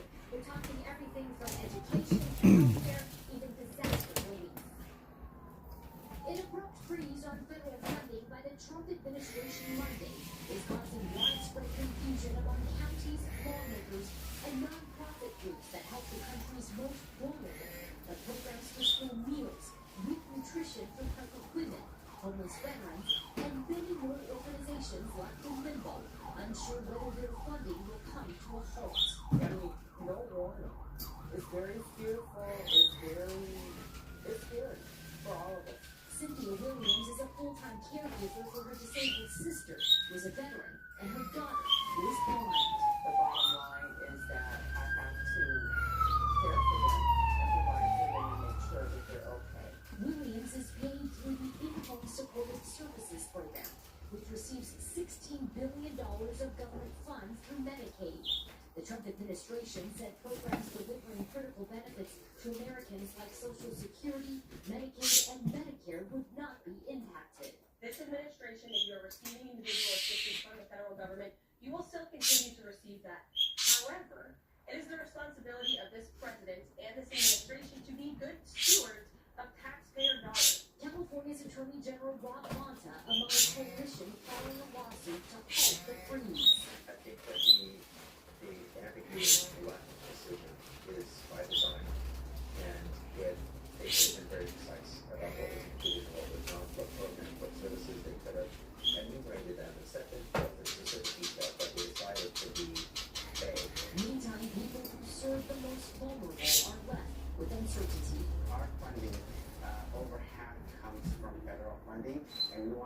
sure that those programs do not get impacted because it's critical.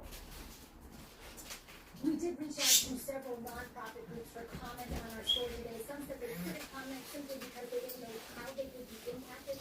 Others said they did not feel comfortable commenting on camera because they did not want to become a target for this poll. We're live in Santa Ana tonight. NBC4 News.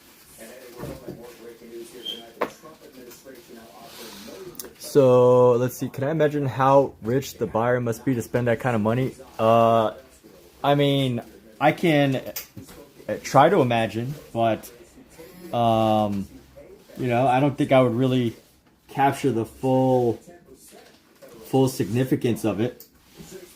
Yeah, but you know, I can begin to guesstimate how much money they must have.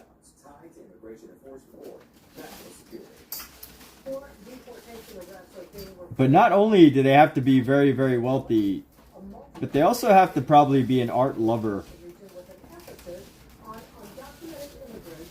Or just so wealthy that they know how they can buy and sell art. Because as much as I think, like to imagine that art is always bought by art lovers, sometimes, you know, they're like institutions too, I guess. Institutions, but also, you know, just people that that have a lot of money and know what the art trade is like. You know, they're trading art. It's a trade. It's a business.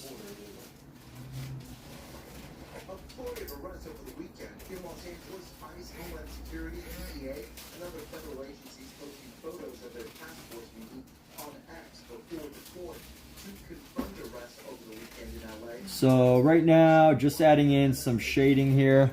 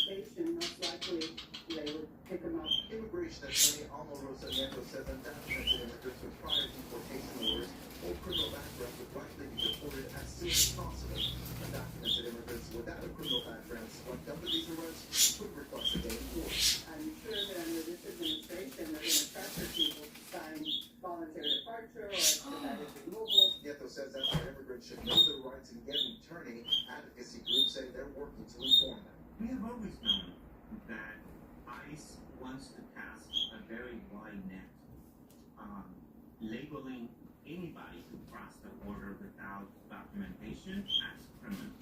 We're going to be forcefully defending those individuals. Despite those immigrants that were caught up in these undocumented immigrants. Yes, enjoying the live stream. Well, thank you for enjoying. You're just slowly building up our figure here. I can see that this little that piece is a little bit too round, but it's okay. We got a 2B here. I think hopefully this is a 4B. So let's go in with right here, and then we're gonna go right here, form that in. And we're just gonna go like right there. And let's see.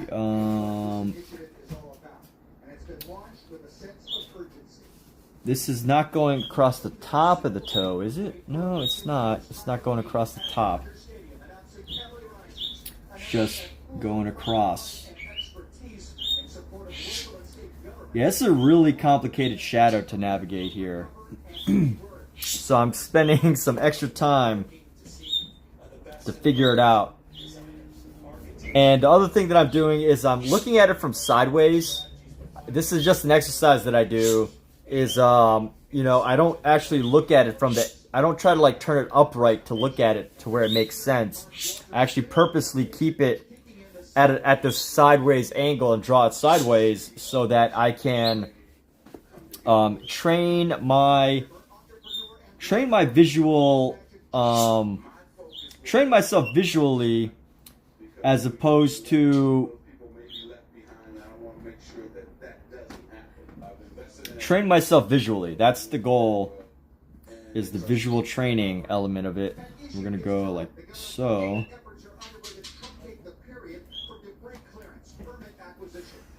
Do that visual training here. Let's find this piece right here. It's gonna come up.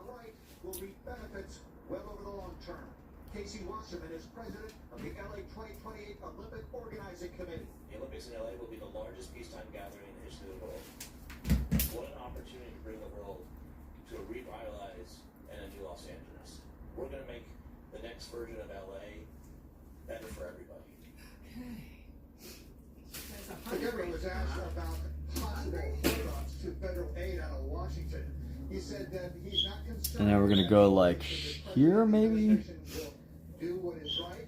He also said that he enjoyed his time with President Donald Trump during their meeting on Friday. I'm Conan Miller in Chinatown, NBC 4 News. Back to you.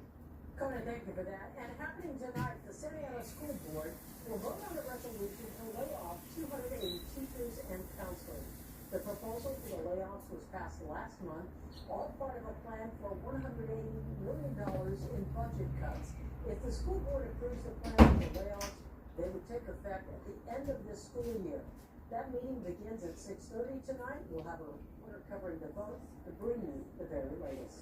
All right, turn it down to our weather. And let's go. Let's actually try to form some of these shapes here. So, when can we expect the warm up? I'm not the expert. Meteorologist must be easy with the look at your first forecast. And then this is gonna come around. And then just trying to trust the process here, which can be just doing my best to trust the process.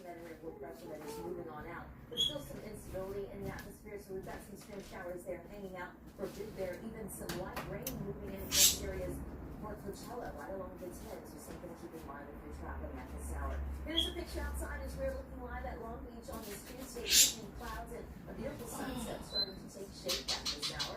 Look at this in Long Beach. So here we go. The art market is certainly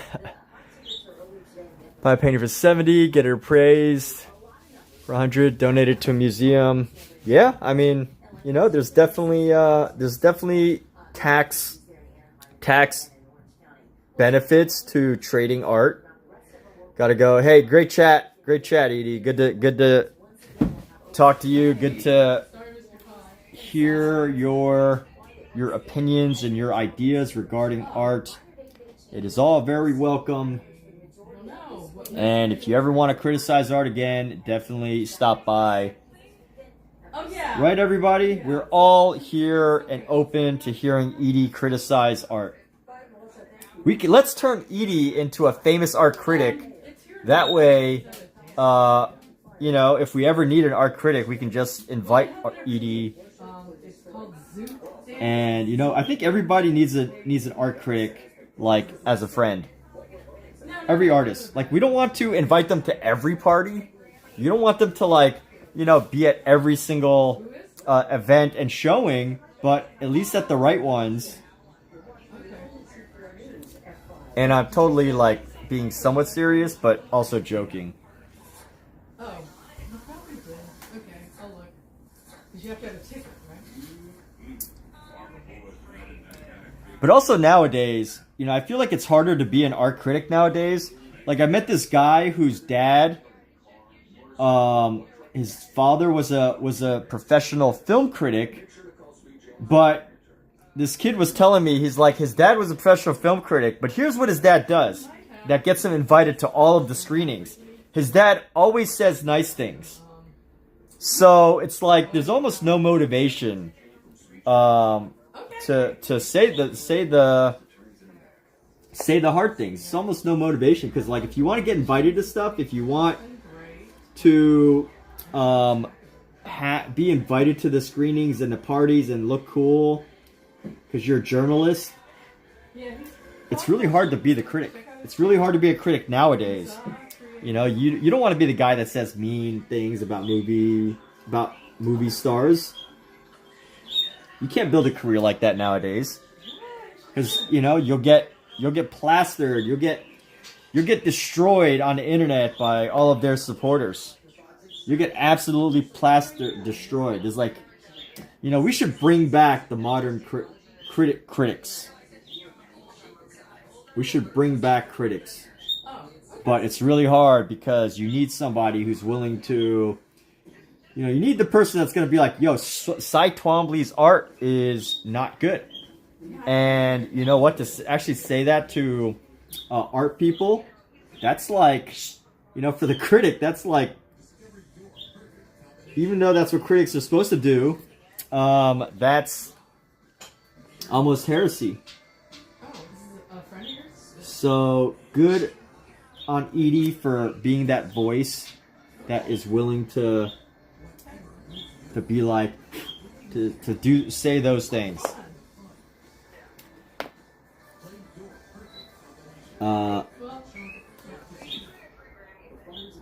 Is it really though? Is it really that big of a deal? Maybe not. I'm probably exaggerating it for the sake of this live stream discussion, but it could be a very big deal. But I did find it interesting how when I met this kid, how he told me that his dad only says like good things about the movies. So it's like, it's not even really a critic then, you know? He just compliments movies and gets paid to go to these events where he like mingles. That sounds like a great job, right? Like complimenting people and then just getting invited to all these cool events because they want you. But then they call themselves a critic, even though they're not really actually like a real critic. They just kind of are by name. What's up, Scout? That's not a real critic. You're not a real critic if all you say is nice things. But I didn't say that to him.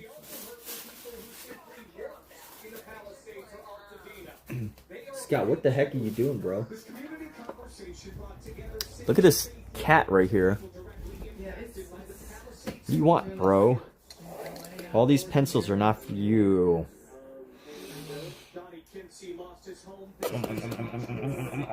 You can eat your face, dude.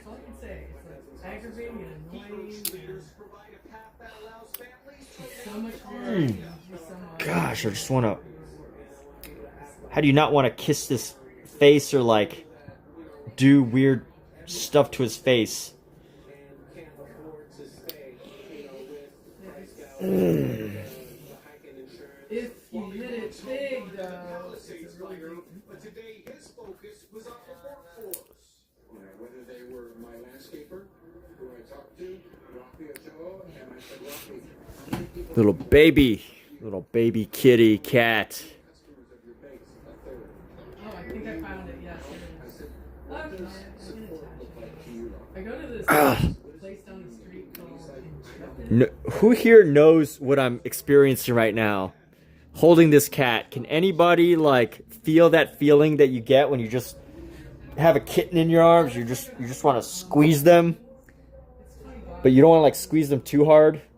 But you want to squeeze them just enough to where they're like, it like feels substantial, but you know you can't. But like all the energy in your body is like just wanting to squeeze them. You're emotionally squeezing them. Look at this guy. He's tucking his head into his arm in my arm. Isn't he cute? He's a little cute guy. I think the lights are too bright for him. Can't see, but because all his fur just blends in together, but his eyes are like tucked in. Oh, the Langley?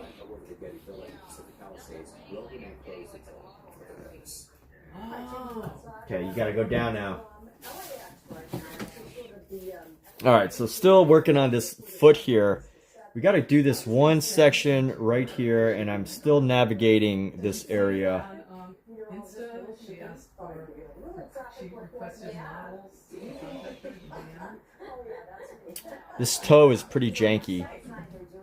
Haven't figured out what exactly makes it not janky. But let's see, maybe a little bit rounded or something. Yes.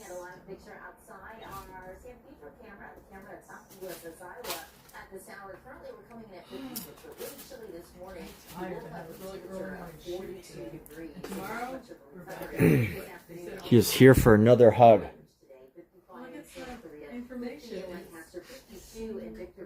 It's cold in Big Bear with that snow on the ground and at 30, 50 in Temecula. We're holding at 48 degrees there in Avalon. So we'll talk about what's going on. Satellite and radar showing you we're still hanging out with this area of low pressure. Slow to move on. It's okay. Once I'm up, it's fine. We'll start to see some of that progress tomorrow. This low Trying to get up as well. the rain we had yesterday. Those are on time. You know, I often wonder if cats can see like a light coming from a camera.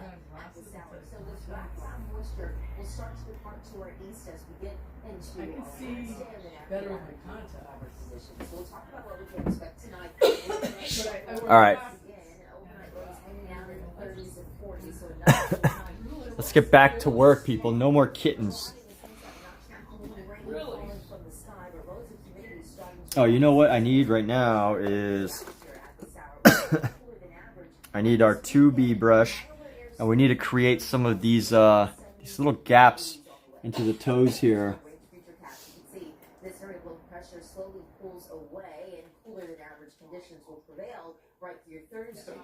And we're gonna go from here. Rigid high pressure takes over, and we've got this jet stream lifting all the way up to the north, and this jet stream helps to protect us from any storm systems. And then we're gonna take. A lot of the moisture as we head into our Thursday, even our Friday. That's not a toenail. Stays off to our north. A lot of it out across areas in Central and Northern California. We will stay dry Saturday and Sunday, but what you will notice, because we tap into more of that orange shore flow, a few more clouds moving in from time to time, but temperatures nice and comfortable and warmer than average. Not the case tomorrow, it's colder than average, and at 52 for areas of Van Nuys, 61 in Lancaster. And then let's go a little bit higher with this. We're gonna go bring that. We're gonna grab our 2B, and we're gonna come down like right here. We'll start to rebound on Friday. Very nice weather ahead as we get into our weekend. We are heading out in the middle 70s. And you know what?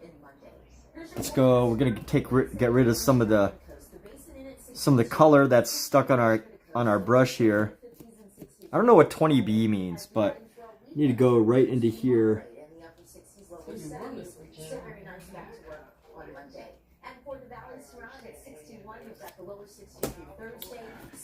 What did I do?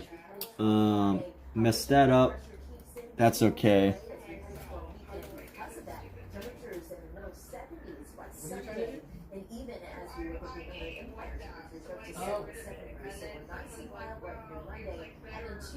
Oh. I wasn't supposed to. I literally used that eraser just so I could erase away this area. But it's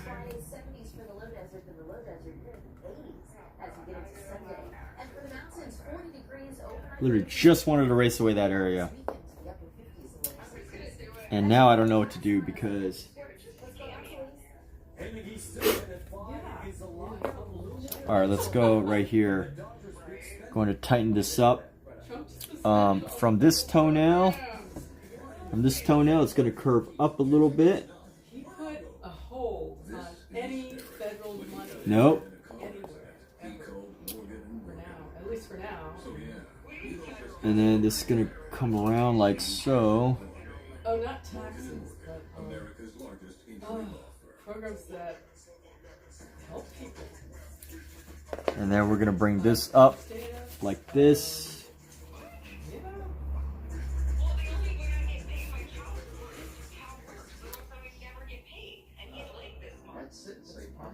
And then we're going to add a little bit of a hint right here.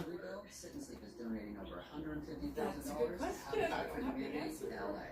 If it's giving them coming over through the 900 federal mattresses to distribute to families in need.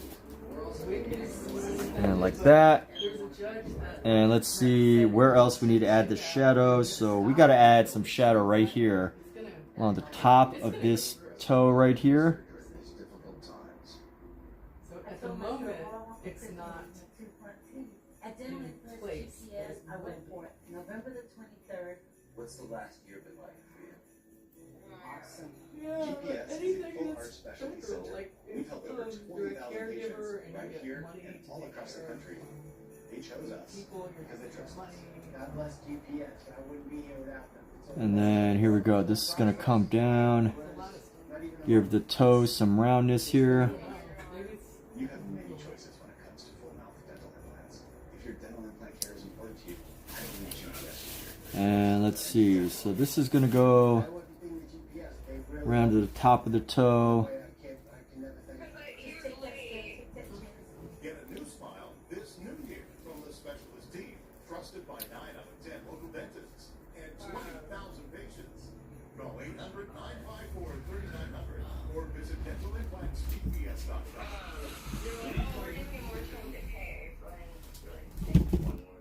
oh, maybe that's it. I don't know.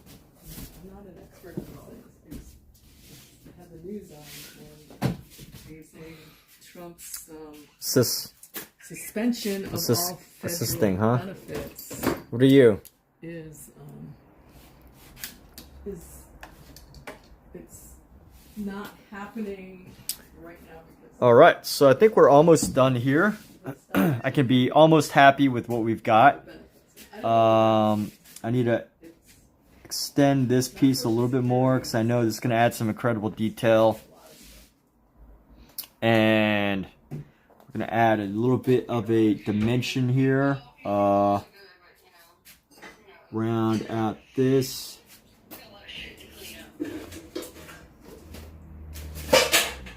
oh yeah, he's on the warpath with anyone that's not legal.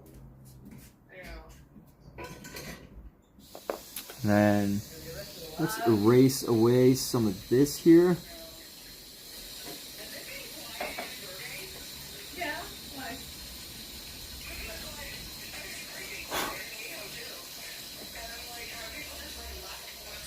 And let's see how we can navigate this. So this needs to have a bit more shadow right here. I don't want to be outside because the air quality is so bad. Yeah, it's going to be bad for years. I believe what the scientists are saying. Yeah. Excuse me. Scientists were doing studies somewhere else in the ocean, like 100 miles away, like Santa Barbara or whatever, and they found ash and heavy metals. And we can actually even bring this in a little bit. Crap. It all came from the I don't want to erase too much.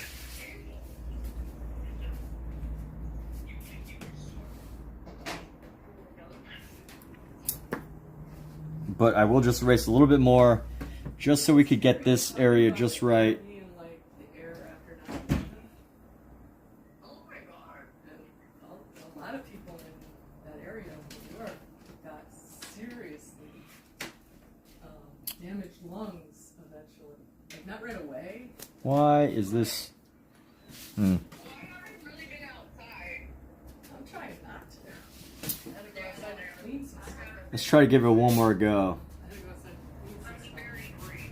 Yeah, me too. I'm not going out. All these people are outside in the park doing their And then let's actually do this toe. masks and stuff. Yes. Let's give this toe a little bit less of an angle here.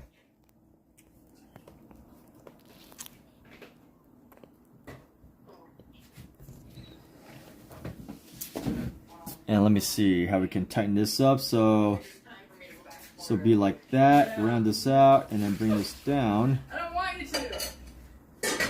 And then that's going to be tightened down right there. It's better. She can breathe unpoisoned air. And then we're going to go I'm thinking about Atlanta. Yeah. 'Cause there's right there. right there. Oh yeah, there's a huge amount of film work, a lot of studios. Yeah, I sort of have a connection, not a great connection. I mean, they don't really know me, but my daughter is friends with James and Jennifer Gunn of Almost Superman and Guardians of the Galaxy movies and stuff. And my daughter Melissa worked for them. So I'm looking at this, and I'm saying there's something wrong with the big toe. The big toe is the funkiest looking one. The other ones can pass, but this big toe is seriously not working. And it's not totally off, but it just has like a clunky look to it. So I'm gonna erase this one more time, the big toe,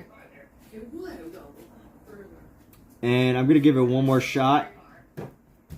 I'm gonna give it one more shot here. Here we go. 3-bedroom house for $1,700 a month. That's what you're paying in Florida. Use a better pencil eraser Buy something there. right around here. You can't buy anything here. And what needs to happen? We need to sharpen this pencil a bit. It's got a really thick tip right now, so I'm gonna use our Faber-Castell pencil. Sharpen it just a little bit. I don't need to be over sharpened. And he listens to something, so he can't even hear me. I could say anything. He can't hear me, but his viewers can. And there we go.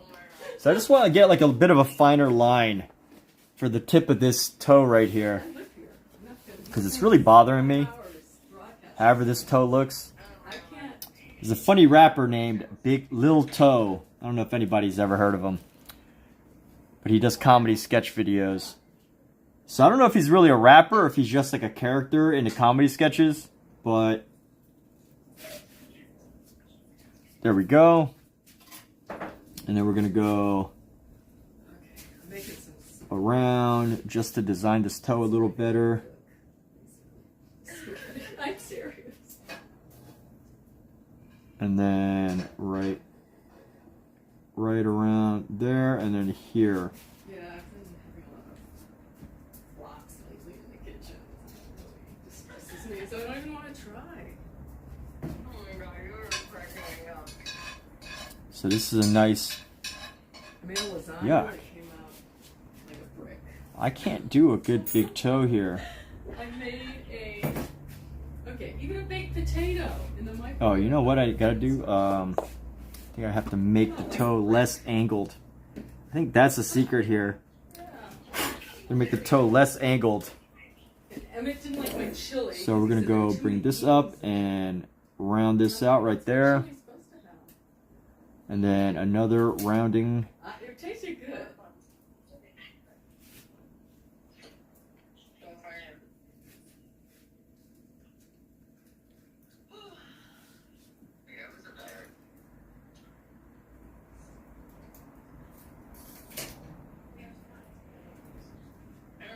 And then it's gonna go like this. So now what we gotta do, let's fill in our toe from this section right here. Just being like more precise. Yeah, I haven't posted anything yet. But I told my cousin I was going to, and I didn't. They don't let you take shots of filming on like your set. Oh no. No. Alright, that's a little better. And then give a little bit of an angle right there. Go out to Sunland to a house. Really early. Because that's where he was shooting. We have so many shoots going on at the same time. So probably his studio's been full. But I go there. And let's see, how do we go? I talked to the other actor, who's not an actor. He won a contest for his daughter, who is like probably 8 years old. Oh my god. Yeah, and they do a YouTube channel. they call it family game night, and they just. And then let's see, we got to bring back our 2B pencil. We got to get the shade right. So this shade is going to come up.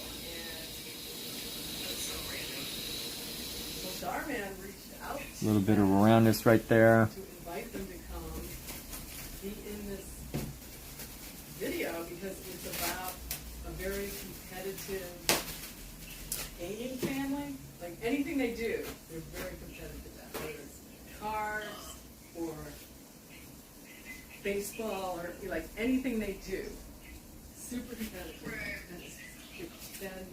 And I got this. Right?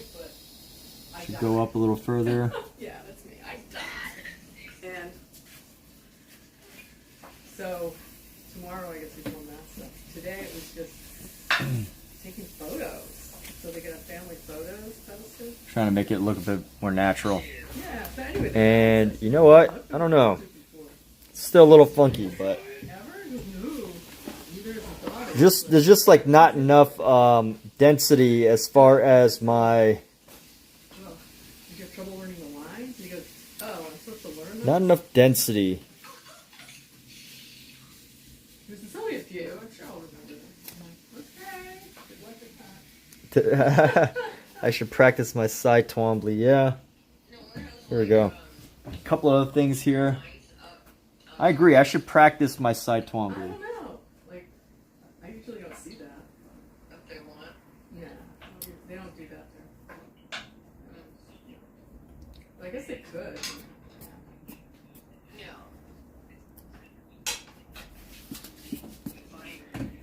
Now let's see. I think that's a little better. All of their travel expenses and their hotel and for a whole week. To come to LA, yeah. Maybe go a little bit up more with this. Girl was cute, but she like didn't smile. She was really unhappy the whole time. I don't know why. Yeah. I don't know. I didn't know you had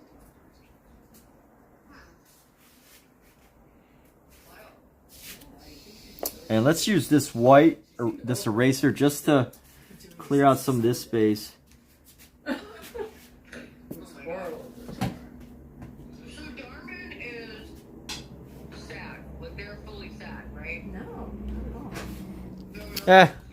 It's alright.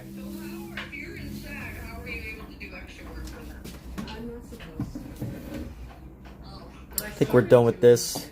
Let's see, let's compare it again. I can see that this is probably a big issue. Actually, you know what? That's not too bad. Not too bad. Maybe round that area out a little better. That's what I'm thinking, but they probably do care. Yeah, that's the thing. I'm sure not as many say. And for a while, Alright, I could say I'm happy with this foot for now. So now we just draw this foot again, but at a different angle. How fun is this? You're going to get paid for at least 4 hours. As a SAG, you get paid for at least 8 hours. Even if you only go for a visit. So, have you done other non-SAG ones? No, not since I became SAG. Yeah. I know, there's like a weird thing when it comes to like social media, right? You're like, I think so. It's like nebulous. You know, yeah, what are they going to do? Alright, let's do some side Twombly here. Also, SAG generally pays do some side Twombly. But SAG pays what? more. Right. So those are the roles I want. The ones that pay more. But yeah. But I've been noticing a lot of non-union that's paying really well. Yeah. They look at all of them. Yeah. Real, I know it's weird. It goes both ways. Yeah.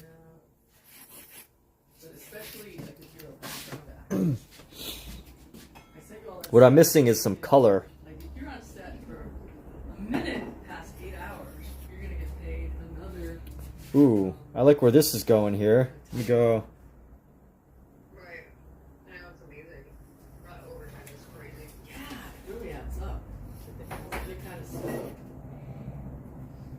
There's so many bumps.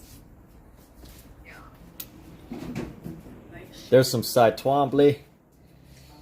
And you know what? Instead of doing the same foot again, I think I'm going to do this other foot. Well, I don't know. I already ruined the space. I can't. I guess I could try to draw into it, but I think all these other lines would be so confusing. They had heaters, but they weren't strategically placed to keep us warm. Is this drawing worth taking a photo of? Yes, yes it is. All our drawings are worth taking photos of. Shuttle bus. It wasn't even like a real hole. Yeah. Or, you know, we could have. All right, let's see what we do now. Plus, Trey Parker doesn't take breaks.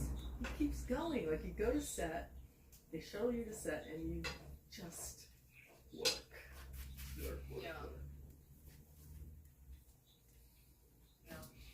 But it was great. It was fun, and it was a really good shoot. There were a lot of cool people. Trey Parker's hilarious. Yeah. They had him he was in it, so they had him in a costume with like all this hair, and he had makeup, and just playing the mayor of the town in like 1864. 1864. It was a theme park based on a town that people would go to as tourists, but they get the slave experience. Oh my God. Yeah. All right. So I'm standing up right now. There's a cat right there. They gave him all his hair. Let's see. Let's straighten this camera out. It looks a little bit wonky. Camera angle right here.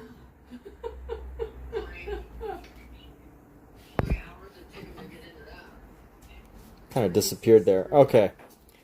So I need to stand up for a minute. I've been sitting for... Can you believe this took almost 3 hours to do? Let's say, you know, if I subtract the amount of time that I spent talking, the amount of time that, you know, we were debating stuff, and the amount of time just, like, not doing this, probably maybe 30 minutes at most that I was not doing anything. Not actually painting or drawing. And now this took, let's just say it took about 2.5 hours, or 2 hours and like 15 minutes. It's a lot of time for one sketch of a foot, one drawing of a foot. He's got viewers, the same ones that Hey Kat, how long do you think till dinner's ready? Let's see, how long till dinner? Well, the water hasn't started to boil yet, so at least 30 minutes. About 30 minutes. All right, you know what, people? Since I don't want to start my next drawing, which will take like probably 3 hours or 2 hours, I'm going to take a break right now. Those of you that just tuned in, just want to say thanks, but we will be back in a little bit. I definitely want to start this on a fresh note, and been streaming for a little bit now. So I'm going to take a little break, eat some dinner. We might be... I plan to be back in a couple of hours, or maybe like 1 or 2 hours. So everybody looking for another paint stream. I'm sure Omizu Paints, if you just tap his name, Omizu Paints, if you tap his name, he will probably, you will probably be able to jump to his channel, and he's probably got some stream or some video going on that's worth checking out. But other than that, hey everybody, thanks for being here. We're gonna wrap for now. Might be back later. Bye.